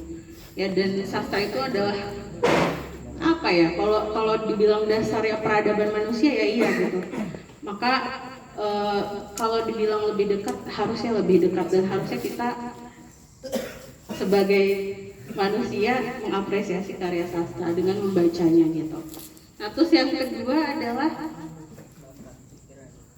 sejauh mana penikmat sastra mengambil inspirasi gitu Kak? Sejauh mana penikmat sastra mengambil inspirasi? Sejauh mana, pertanyaannya adalah sejauh mana dia menikmati karya sastra itu, gitu ya. Mengambil inspirasi artinya dia telah terbiasa dengan karya sastra tersebut. Saya nggak tahu ya di sini penikmat sastra atau bukan, tapi pasti ada beberapa yang menikmati karya sastra, entah itu membaca atau menuliskan gitu ya. Tapi sebagai seseorang yang membaca sastra, bukan cuma sastra, apapun yang kita baca pasti akan ada inspirasi di sana. Katakanlah mungkin suami saya yang suka nulis puisi, pasti pada tahu kan apa aja jadi puisi buat dia gitu ya. Nggak ada orang yang masuk dulu kali mau diomongin. Iya, biasanya katakan jangan suami deh kesannya ini banget ya. Pak Sarif ya. Pak Sarif. Om aja, om. Om. Babe. Katakanlah Om Sarif ya. Om Sarif kalau nulis puisi itu nggak mungkin tiba-tiba punya gaya sendiri. Saya tahu perjalanan dia nulis puisi, ya. Jadi dari karya-karya yang dia baca, entah itu Gunawan Muhammad, entah itu Sapardi, entah itu Acep, entah itu penulis-penulis dari Arab juga gitu ya. Tapi banyak kan ketika saya melihat karya dia terinspirasi oleh salah satu penyair yang saya juga tahu, yaitu Gunawan Muhammad gitu. Kenapa? Karena ketika kita udah terbiasa membaca, apalagi yang kita baca adalah penulis-penulis kegemaran kita, mau tidak mau pasti gaya-gaya itu mengikat. Makanya sastra mengikat tadi. Ya, dan sampai sekarang walau mungkin saya tidak seperti dahulu kala di kuliah, kalau baca novel tuh cukup 1 minggu, setebel apapun cukup 1 minggu gitu. Kalau sekarang nggak bisa karena kegiatan dan lain-lain. Tapi mengikat sampai sekarang, nilai-nilai yang saya baca dari karya-karya sastra itu masih menempel. Dan apa yang kita baca pasti itu yang menginspirasi kita. Kalau teman-teman bacanya karya-karya populer, misal kayak karyanya Pocong, karya Raditya Dika gitu ya, karya penulis-penulis sekarang gitu ya, pasti mau tidak mau dan ketika teman-teman mencoba menulis, gayanya akan sama seperti apa yang teman-teman baca, karena itu yang disebut dengan mungkin doktrin secara tidak langsung. Gaya-gaya itu yang teman-teman nikmati, maka itu yang akan menginspirasi karya-karya teman-teman. Nah kalau saya, karena karya-karya saya juga adalah karya-karya tadi, kalau ada yang bahas puisi modern dan puisi lama, tapi tidak selama itu ya. Kalau di sastra Indonesia sebenarnya pembagian puisi itu bukan hanya puisi lama dan puisi modern, tapi ada juga pembagiannya berdasarkan angkatan. Ya, jadi ada angkatan 45, angkatan 2000 gitu ya. Nah, angkatan 66 dan segala macam. Nah, kalau saya kebetulan yang membaca karya sastra itu, entah itu puisi atau novel, itu angkatan dari mungkin 45 ke 2000 gitu.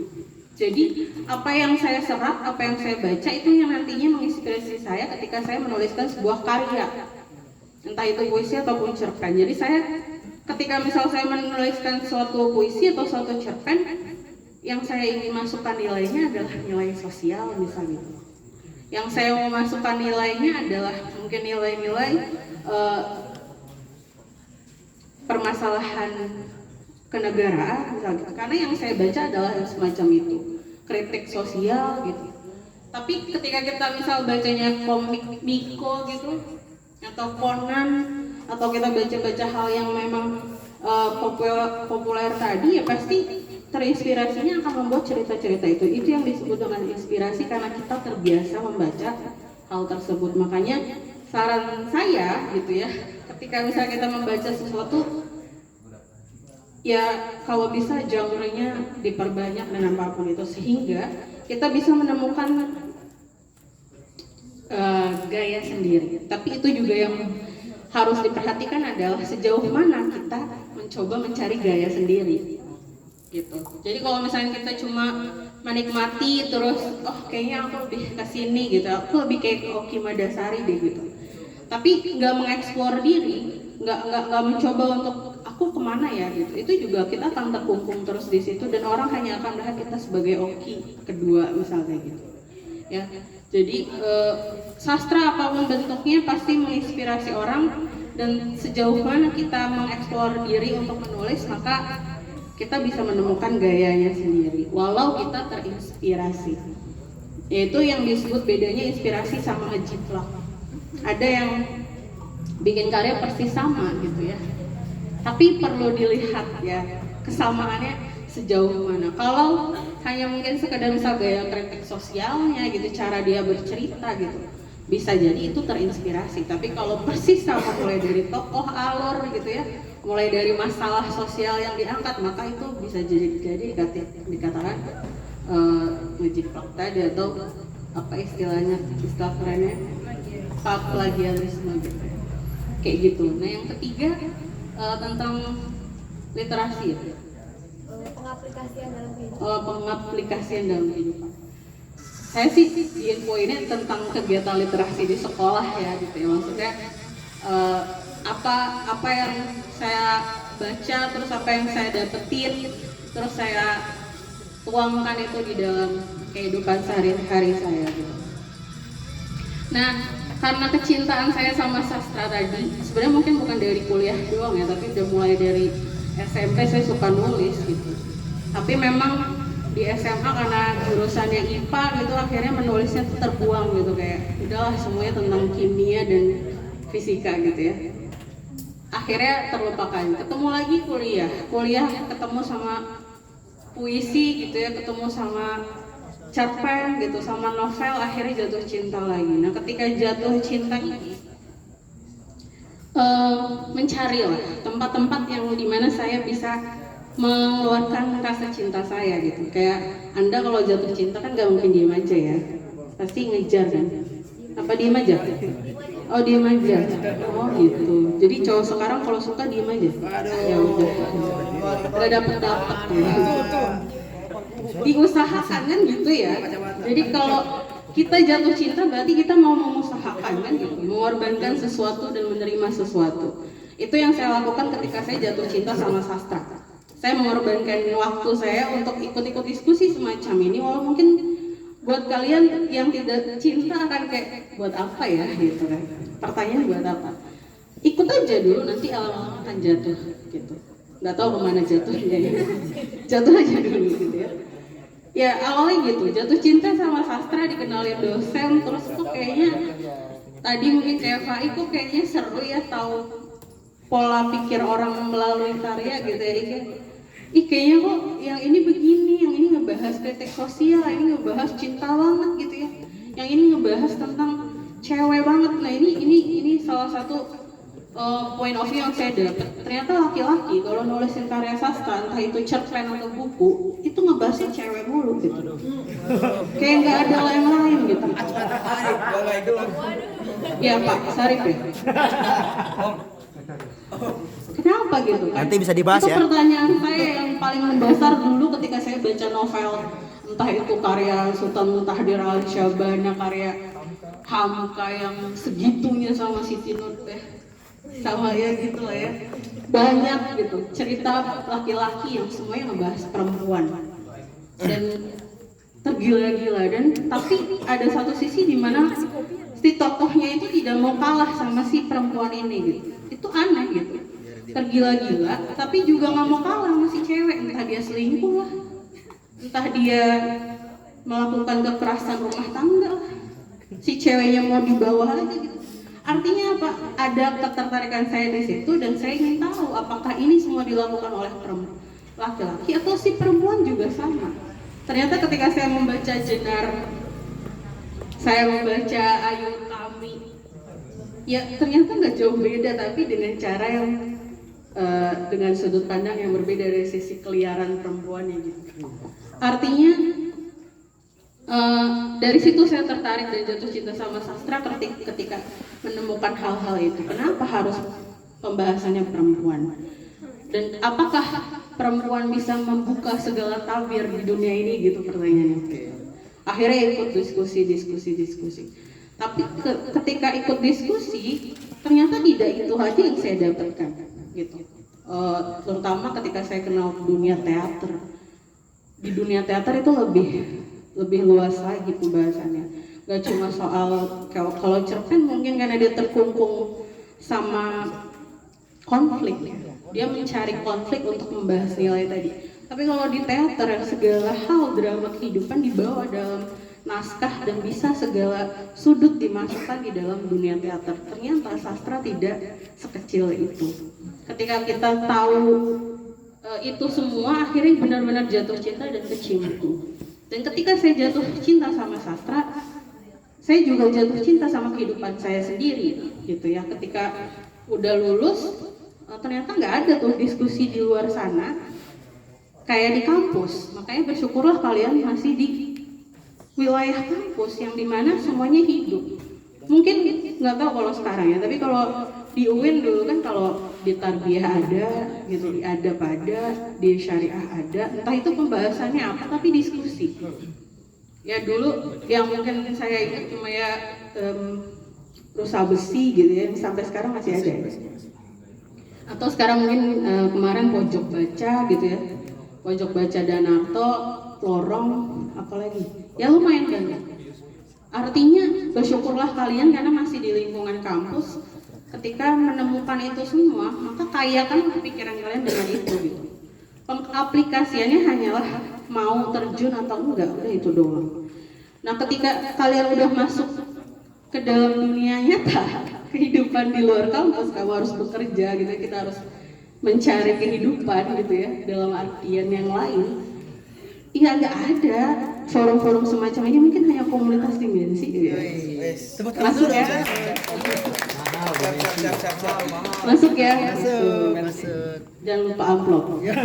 Jadi ketika sudah masuk ke dalam dunia seperti ini yang kayak di kampung kamu tadi kayak Kak Halil bilang gitu ya, gak ada gitu. Makanya ketika suami saya, Pak Syarif mau bikin Om Syarif ketika Om Syarif mau bikin komunitas ini, saya sebagai yang di sampingnya mendukung dengan penuh bahwa bikin gitu. Di Tangerang nggak ada kayak gini. Saya nggak tahu ya, mungkin ada tapi nggak booming.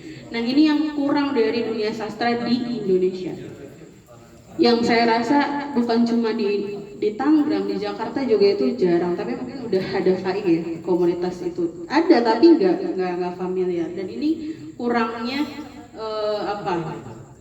kepedulian pemerintah terhadap komunitas-komunitas semacam ini. Sebenarnya ada sih program dari Kemendikbud terkait komunitas sastra, tapi syaratnya ribet banget, mesti pakai pajak lah, NPWP, mesti pakai segala macam embel-embel. Saya udah waktu itu ngomong, ya daftarin gitu, maksudnya daftarin biar terafiliasi sama Kemendikbud sehingga mungkin dapat sokongan dana buat ngadain acara-acara yang lebih besar. Tapi ternyata ribet ya, biasa kalau pemerintah urusannya sama birokrasi yang akhirnya nggak dijalanin, tapi tetap berusaha gitu.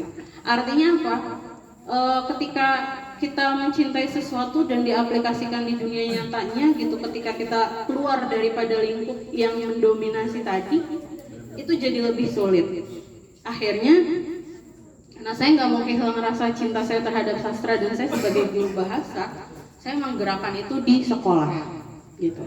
Bagaimana caranya saya bisa menularkan kecintaannya terhadap sastra kepada anak-anak murid saya yang kebetulan sangat minim literasinya gitu ya. Dan mungkin bukan cuma di sekolah, bahkan mungkin sekarang di kampus ya. Saya yakin 200% atau bahkan lebih. Saya nggak tahu ya, tapi bukan menjustifikasi, tapi rasanya literasi ya, penelitian aja udah bilang kalau kita tuh 2 peringkat terbawah gitu. Dan literasi sekarang bukan lagi soal baca tulis doang, tapi lebih luas lagi daripada itu. Literasi sekarang pengertiannya adalah segala proses berpikir manusia. Ya tadi kata-kata betul, proses berpikir manusia, dan bukan hanya sampai di proses berpikirnya, tapi bagaimana seseorang bisa mengaplikasikan proses itu ke dalam kehidupannya sehari-hari. Katakanlah misal anak saya baca atau udah bisa matematika gitu ya, Rumi udah bisa matematika, tapi ketika misalkan dia hanya sekedar tahu 2000 tambah 2000 4000, terus dia jajan bawa uang 10.000, dia belanja dia jajan 5.000, dia belanja permen 2.000, ciki 2.000, terus dia nggak tahu ada kembaliannya, berarti dia belum terliterasi. Ya jadi literasi sekarang bukan cuma soal ya kita baca terus kita nulis, enggak, tapi sampai mana kamu bisa mengaplikasikannya tadi ke dalam dunia kehidupan kita. Kayak kita, misal Faiz baca entrok, terus ngambil nilai tentang keperempuanannya, tapi dia ini cuma bra-nya doang tadi. Misal gitu ya. Tapi nilainya nggak diterapin di dalam kehidupan. Bagaimana dia harusnya menghormati perempuan misalkan, bagaimana dia menilai perempuan di dalam kehidupannya sehari-hari, maka itu belum terliterasi. Jadi literasi semakin dunia maju, maka semakin berkembang pengertian yang tadi. Jadi kalau kalian baca statistik tapi nggak ngerti cara menggunakannya di kehidupan sehari-hari dalam urusan statistik, ya berarti belum terliterasi. Jadi ini yang disebut dengan pengaplikasian, bahwa literasi itu emang sampai di mana kita menerapkannya ke dalam kehidupan sehari. Makanya baca menjadi salah satu poin utama untuk manusia bisa menerapkan banyak hal di dalam kehidupan. Dari baca dulu gitu, karena dari baca baru kita masuk informasi, baru kita proses, oh ternyata begini ya prosesnya, oh ternyata begini ya caranya, dan akhirnya sampailah di tahap bagaimana kita menerapkannya dalam kehidupan sehari-hari. Makanya kalau sekarang banyak kasus macam-macamnya di pemerintahan aja yang udah lihatnya kayak capek gitu, mungkin mereka nggak terliterasi gitu, cuma sekedar tahu hukum, cuma sekedar tahu aturan tapi nggak diterapkan gitu. Cuma sekedar tahu aja. Kita juga mungkin banyak yang cuma sekedar tahu tapi nggak didalemin, nggak diproses gitu dalam pemikiran kita. Oh kita harus seperti ini. Nah tadi berkaitan dengan kecintaan terhadap sastra, terus saya bawa ke dalam kehidupan sehari-hari saya, dan itu saya bawa ke anak-anak murid saya. Saya cuma mikir bahwa kalau bukan kita yang ngegerakin, yang sadar akan itu, maka mereka juga akan terbiasa dengan kebodohan gitu. Dengan kebodohan dalam artian ya udah sampai kapan juga itu akan terbawa. Dia nggak terbiasa di SD. Jadi ada guru SD juga di sini. Jadi dia nggak terbiasa di SD. Dia akan tidak terbiasa di SMP. Dan dia akan tidak terbiasa lagi di SMA. Makanya pas kuliah kaget. Ya makanya tiba-tiba mau belajar filsafat. Padahal nggak ada dasarnya gitu. Akhirnya kaget, jadi apa? Jadi ateis gitu. Kenapa? Karena tadi tidak terbiasa menerima sesuatu, informasi diserap begitu saja, dan akhirnya blank gitu ya. Kenapa orang bisa ngalor ngidul hidupnya? Karena nggak terbiasa menerima informasi baru. Nah akhirnya itu yang saya terapkan ke anak-anak murid, bahwa ayo kita baca. Dan mungkin dulu saya nggak, nah ini juga masalah yang mungkin kalian harus tahu, bahwa ternyata masalah baca, sastra, dan lain-lain itu bukan hanya terletak di penerima atau di siswa gitu, tapi ternyata di muridnya, di gurunya, bahwa dari mungkin dari ini pengalaman saya luar biasa menarik gitu. Jadi saya sampaikan kepada salah satu teman saya, kebetulan saya dipercaya waktu itu buat ikut acara Badan Bahasa di Banten selama 4 hari gitu, dan mendatangkan, kalau menurut saya adalah penggiat-penggiat sastra yang luar biasa, karena mereka semua tergabung dalam DKJ atau ya Dewan Kesenian Jakarta, yang dimana pasti orang-orang di sana itu adalah orang yang memang berkecimpung di dunia sastra dari lama gitu. Ketika ada beberapa penulis terkenal, dari banyak orang itu nggak ada yang kenal sama dia, cuma saya yang kebetulan sangat suka gitu, karena saya tahu karya dia. Jadi saya tanya beberapa guru itu, Bu kenal sama ini gitu? Enggak, siapa emangnya gitu ya? Dan rata-rata jawabannya adalah tidak. Di situ saya bukan menjadi tolak ukur, tapi di situ saya berpikir bahwa ternyata nggak semua orang tahu penyair-penyair atau sastrawan di Indonesia gitu. Lalu dia mengatakan dirinya guru bahasa gitu ya. Nah, jangankan guru-guru yang lain mungkin gitu, apalagi ini guru bahasa nggak tahu. Berarti kan dunia sastranya dia juga sempit, sehingga dia tidak mengenal itu. Jadi ini PR sebetulnya. Gimana mau ya, karena saya percaya bahwa majunya sebuah negara ya letaknya adalah di pendidikan. Nggak ada di mana-mana. Di perut iya, tapi majunya sebuah negara di pendidikan. Jadi kalau gurunya tidak tercerahkan gitu ya, dalam artian gurunya minim ilmunya, maka itu juga menular pada murid-murid yang diajarkan gitu. Jadi saya berusaha untuk gimana caranya cinta saya ini diaplikasikan di dalam kehidupan dengan menularkannya pada murid-murid saya gitu. Dan ini yang harapan saya adalah teman-teman di sini juga nanti mau jadi apapun gitu ya, cobalah tularkan kecintaannya terhadap bacaan dan literasi ke dalam dunianya, dikemas dalam kehidupan sehari-hari. Itu aja, terima kasih. Assalamualaikum warahmatullahi wabarakatuh. Nah, setelah pemaparan materi dari Kak Mutia tadi, ada beberapa kesimpulan yang aku ambil. Yang pertama adalah sastra memiliki sifat jujur dan menghibur, terutama dari si penulis. Lalu membuat naskah ataupun cerpen, semua nilai-nilainya pasti lekat dengan kehidupan sehari-hari. Sastra itu ibarat dasarnya manusia, dan sastra itu bersifat mengikat. Dan bagaimana sih caranya penikmat sastra itu mengambil inspirasi? Yaitu dengan apa yang ia baca, apa yang ia nikmati, dan itu yang ia hasilkan. Jadi bacaanmu itu akan mempengaruhi karyamu. Nah, sesuai dengan yang udah aku bilang tadi ya, bahwa ini diskusi interaktif yang mana teman-teman gak hanya bisa mengajukan pertanyaan, tapi teman-teman juga bisa memaparkan pendapat ataupun argumentasi. Karena kita mahasiswa ya, terutama kader PMI Komfakdis yang terkenal kaya akan ilmu, pengetahuan, dan kritis dalam berpikir. Bukan begitu tuh Pak Harul? Kader-kadernya? Iya betul. Jadi teman-teman yang punya pertanyaan ataupun ingin menyampaikan pendapat boleh banget nih langsung bertanya dan mengutarakannya sekarang yang nanti akan dijawab oleh para pemateri kita hari ini. Oke, sesi tanya jawab bakal aku buka. Siapa yang mau bertanya? Oke, Kak Hanif, ini berdiri aja ya. Coba Kak Hanif berdiri, sebutkan nama, semester. Kalau udah sarjana, sebutin sarjana apa? Suaranya yang keras ya Kak, mic-nya nggak nyampe.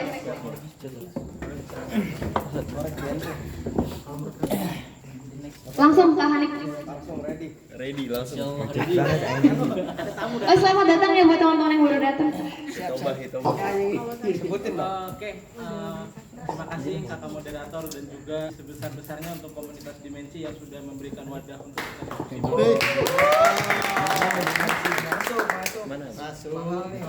Gila. Oke.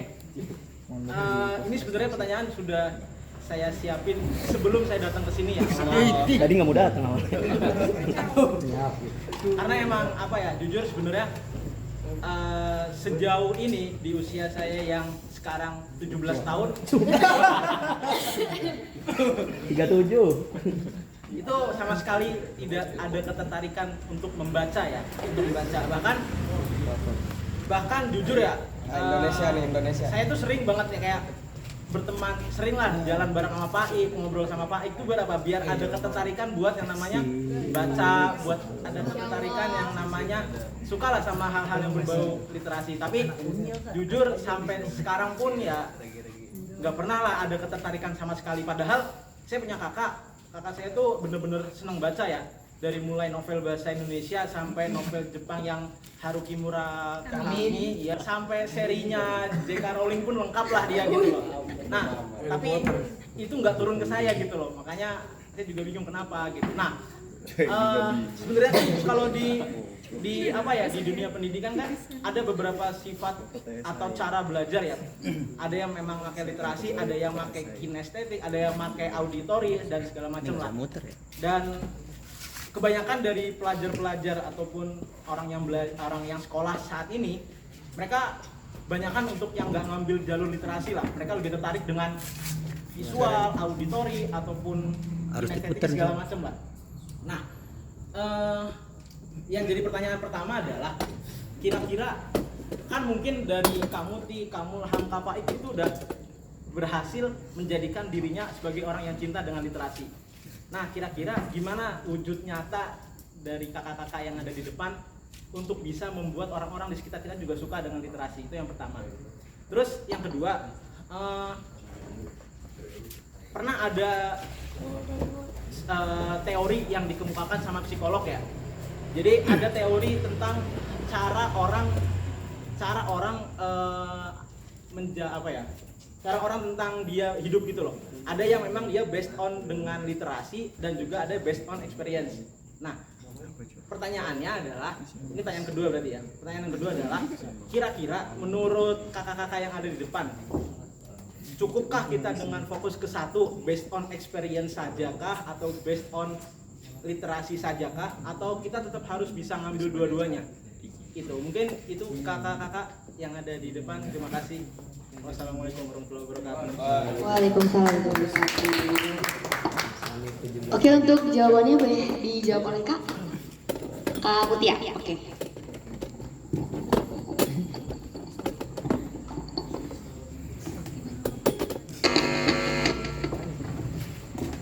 Iya, terima kasih Kak Hani pertanyaannya.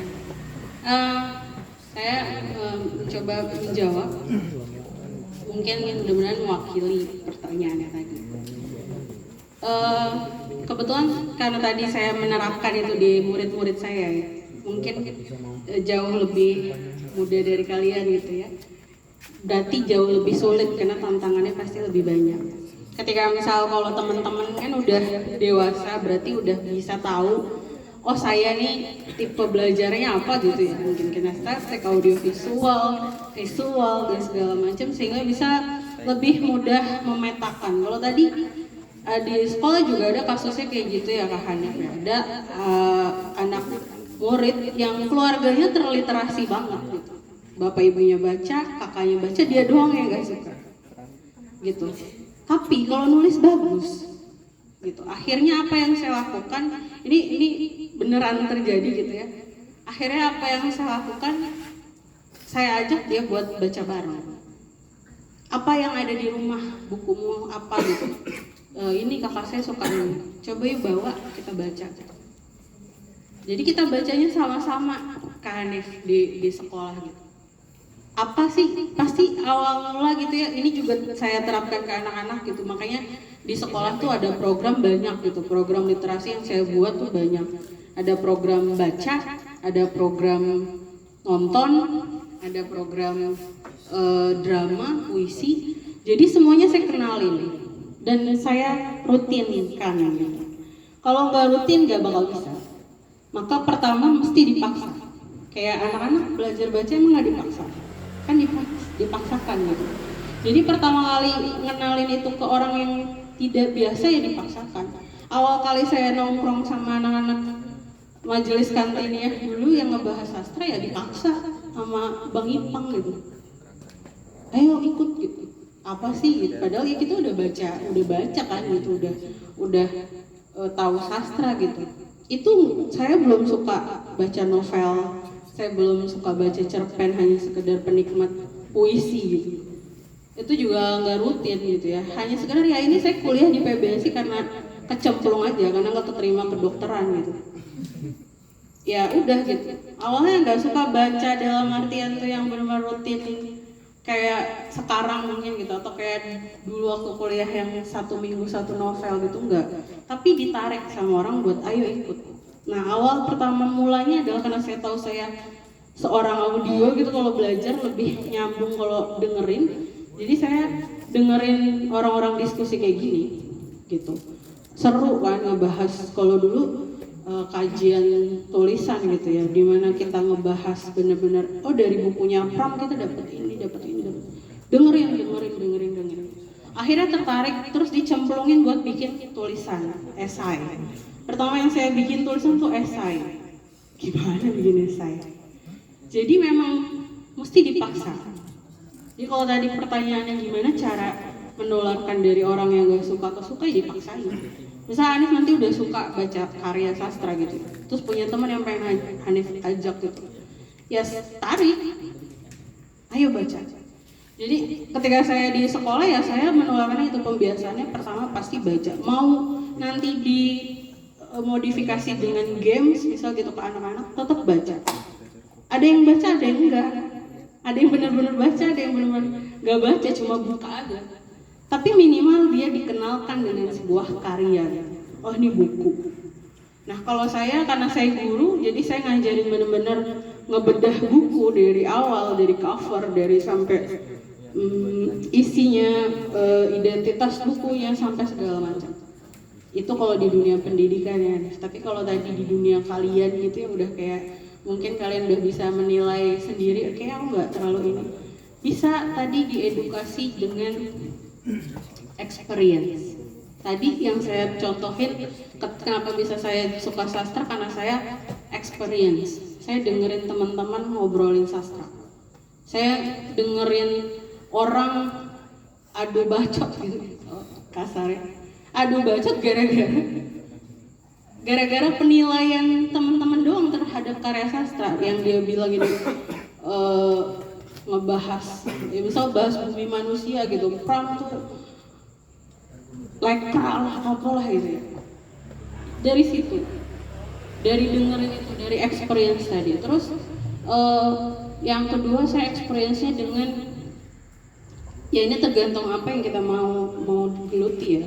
Karena waktu itu saya berkecimpung di PBSI, jadi mau tidak mau saya mengenal teater gitu. Experience saya dari menonton. Jadi ketika kita tahu, oh kita nih visual, ya udah biar pastinya akan lebih mudah menonton sesuatu yang sifatnya ada ilmu-ilmunya tadi terkait sastra. Oh, saya audio ya, saya suka nih, ada kok banyak gitu ya YouTube yang sekarang kayak isinya apa ya, musikalisasi puisi gitu, yang puisi terus dimusikalisasi. Atau kenapa saya bisa cinta banget puisi juga didukung sama Banda Neira gitu ya, dengan lagu-lagunya yang itu sebenarnya lagu-lagunya isinya syair-syair gitu, puisi-puisi dari siapa dia lupa, bukan Aceh ya, Subagio Sastrowardoyo. Jadi banyak hal yang bisa kita eksplor ketika kita mau menyukai sesuatu. Dan yang pasti tadi kalau emang mau menarik orang untuk menyukai sastra dan literasi, dipaksa, mau nggak mau. Kalau menurut saya apa ya, cukupkah satu ya, based on literasi atau based on experience? Menurut saya gak cukup hanya satu. Jadi saya kan baca novel gitu ya. Sekedar membaca itu kurang cukup. Tapi itu karena pasti dari bacaan ada refleksi. Nah, karena refleksi ini kan butuh apa ya? Ya butuh turun tangan langsung gitu. Kalau katanya siapa tuh, puisinya Rendra tuh apa ya, songgok jagung di tangan gitu kan. Kayak apa gunanya orang-orang yang membaca buku filsafat sastra tapi tidak bla bla bla gitu loh, pokoknya Rendra lah gitu. Itu menurut saya. Saya jawab yang kedua. Kalau yang jawab pertama kayaknya yang lebih nge-influence, saya sudah mencoba buat IG, yaitu IG bacaan buku saya gitu ya. Saya buat ulasan sedikit gitu. Nggak tahu orang-orang terinfluence apa enggak, yaitu urusan mereka. Saya nggak tahu jadinya gimana caranya. Ya saya mencoba itu cuma buat apa ya, biar saya nggak lupa aja bacaan saya itu kayak gimana. Terus saya kayak gitu, nggak ada tujuan buat influence. Mungkin Om Mulham bisa menjawab. Syekh Mam. Sallallahu ala Nabi. Oke, jadi tentang bagaimana kita menarik orang agar suka sastra juga ya, agar tertarik juga dengan sastra, mungkin literasi dan sastra juga. Jadi mungkin pertanyaan saya jawab dengan pengalaman pribadi di Formaci dan dulu semenjak di Jawa Timur. Gimana Jawa Timur gimana? Jadi ada sedikit kesamaan ya sama Bung Faik. Tadi Bung Faik kan bilang bahwa kita bisa menularkan kecintaan kita dengan sastra dan literasi kepada orang lain dengan cara refleksi apa yang kita baca dan mengemasnya dengan bentuk yang kreatif, hingga yang kita ingin ajak untuk suka dan tertarik dengan sastra literasi juga akhirnya tertarik dengan cara yang kita kemas sekreatif mungkin dan beranjak dari refleksi apa yang kita baca. Semua itu teringkas dalam satu kata, menjiwai sastra. Semua itu teringkas dalam satu kata, menjiwai sastra. Ketika kita ingin mengajak orang untuk suka dan tertarik juga dengan sastra atau puisi serta literasi, itu juga kita harus menjiwai literasi itu, bahkan kita juga harus menjiwai sastra. Jujur, saya awal kali tertarik dengan sastra dan literasi pertama sastra Arab dulu ya. Saya tertarik ketika di pondok dulu. Saya punya teman sastrawi banget orangnya dan menjiwai sastra banget. Namanya Faisal Azizi dan Nawawi. Juga Dayan, tiga teman saya.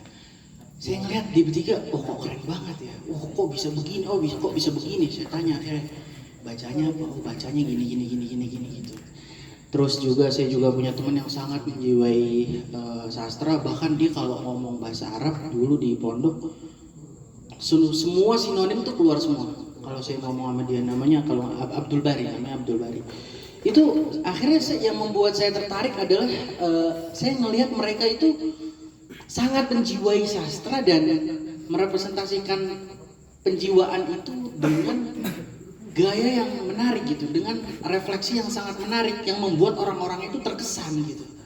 Dari situ akhirnya saya tertular.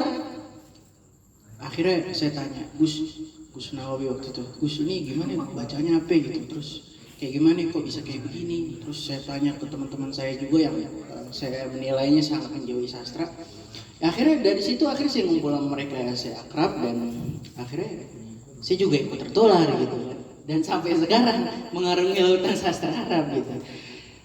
Terus terkait bagaimana pengaruh penjiwaan sastra bahasa Indonesia pada saya, jujur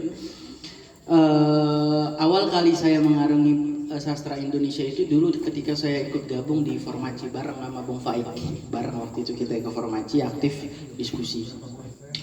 Di situ saya lihat, wah keren banget bahasanya. Terus juga di situ juga seperti yang dibilang oleh Kak Mutia, ditawarkan, dikasih tahu, didoktrin lah kalau bahasa kasarnya, didoktrin tentang buku-buku sastra Indonesia, tentang buku-buku filsafat, didoktrin secara ringkas pemikiran-pemikirannya, periodisasinya, sejarahnya, dan di Formaci saya melihat, wah ini keren banget ini gitu. Karena penjiwaan yang saya lihat di waktu itu ketuanya Bung Aji dan Bung Fadil, pengurus-pengurus Formaci lainnya juga, saya melihat mereka sangat menjauhi sastra Indonesia dan filsafat. Akhirnya, wah kayak seru juga gitu. Akhirnya saya tertarik juga buat mengarungi lautan sastra Indonesia dan filsafat. Waktu itu kita diskusi Aristoteles Bungi sampai subuh dari kita diskusi filsafat, kita text reading juga, dan kita juga bedah buku-buku sastra Indonesia. Dan awal kali buku sastra Indonesia yang saya baca waktu itu dan saya diskusikan di Formaci, buku karya Pram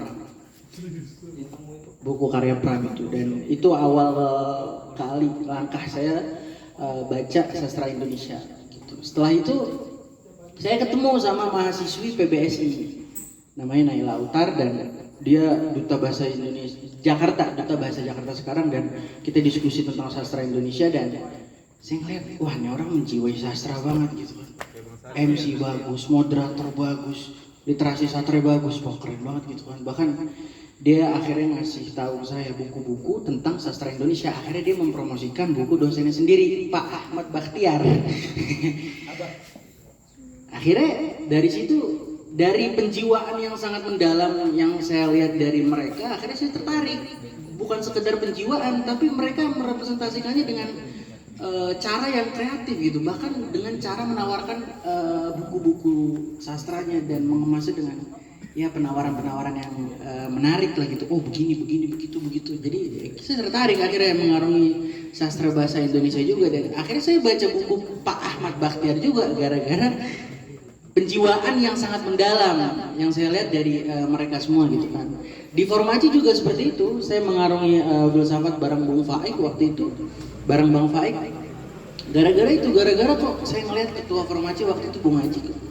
Buset nih orang filsafat banget gitu kan, semuanya tahu, bahkan dia ngomong 2 jam lebih tentang filsafat kagak berhenti. Buset. Dan bahkan di dalam hati sempat terlintas waktu itu, buset nih orang kayak orang Yunani bukan orang Indonesia. Ya kan bayangin aja, bahas Aristoteles waktu itu dari Isya jam 8:30, kelar jam 4 bulan puasa. Dan waktu itu kita sahur bareng ya Bang ya. Waktu itu sahur bareng. Buset dah.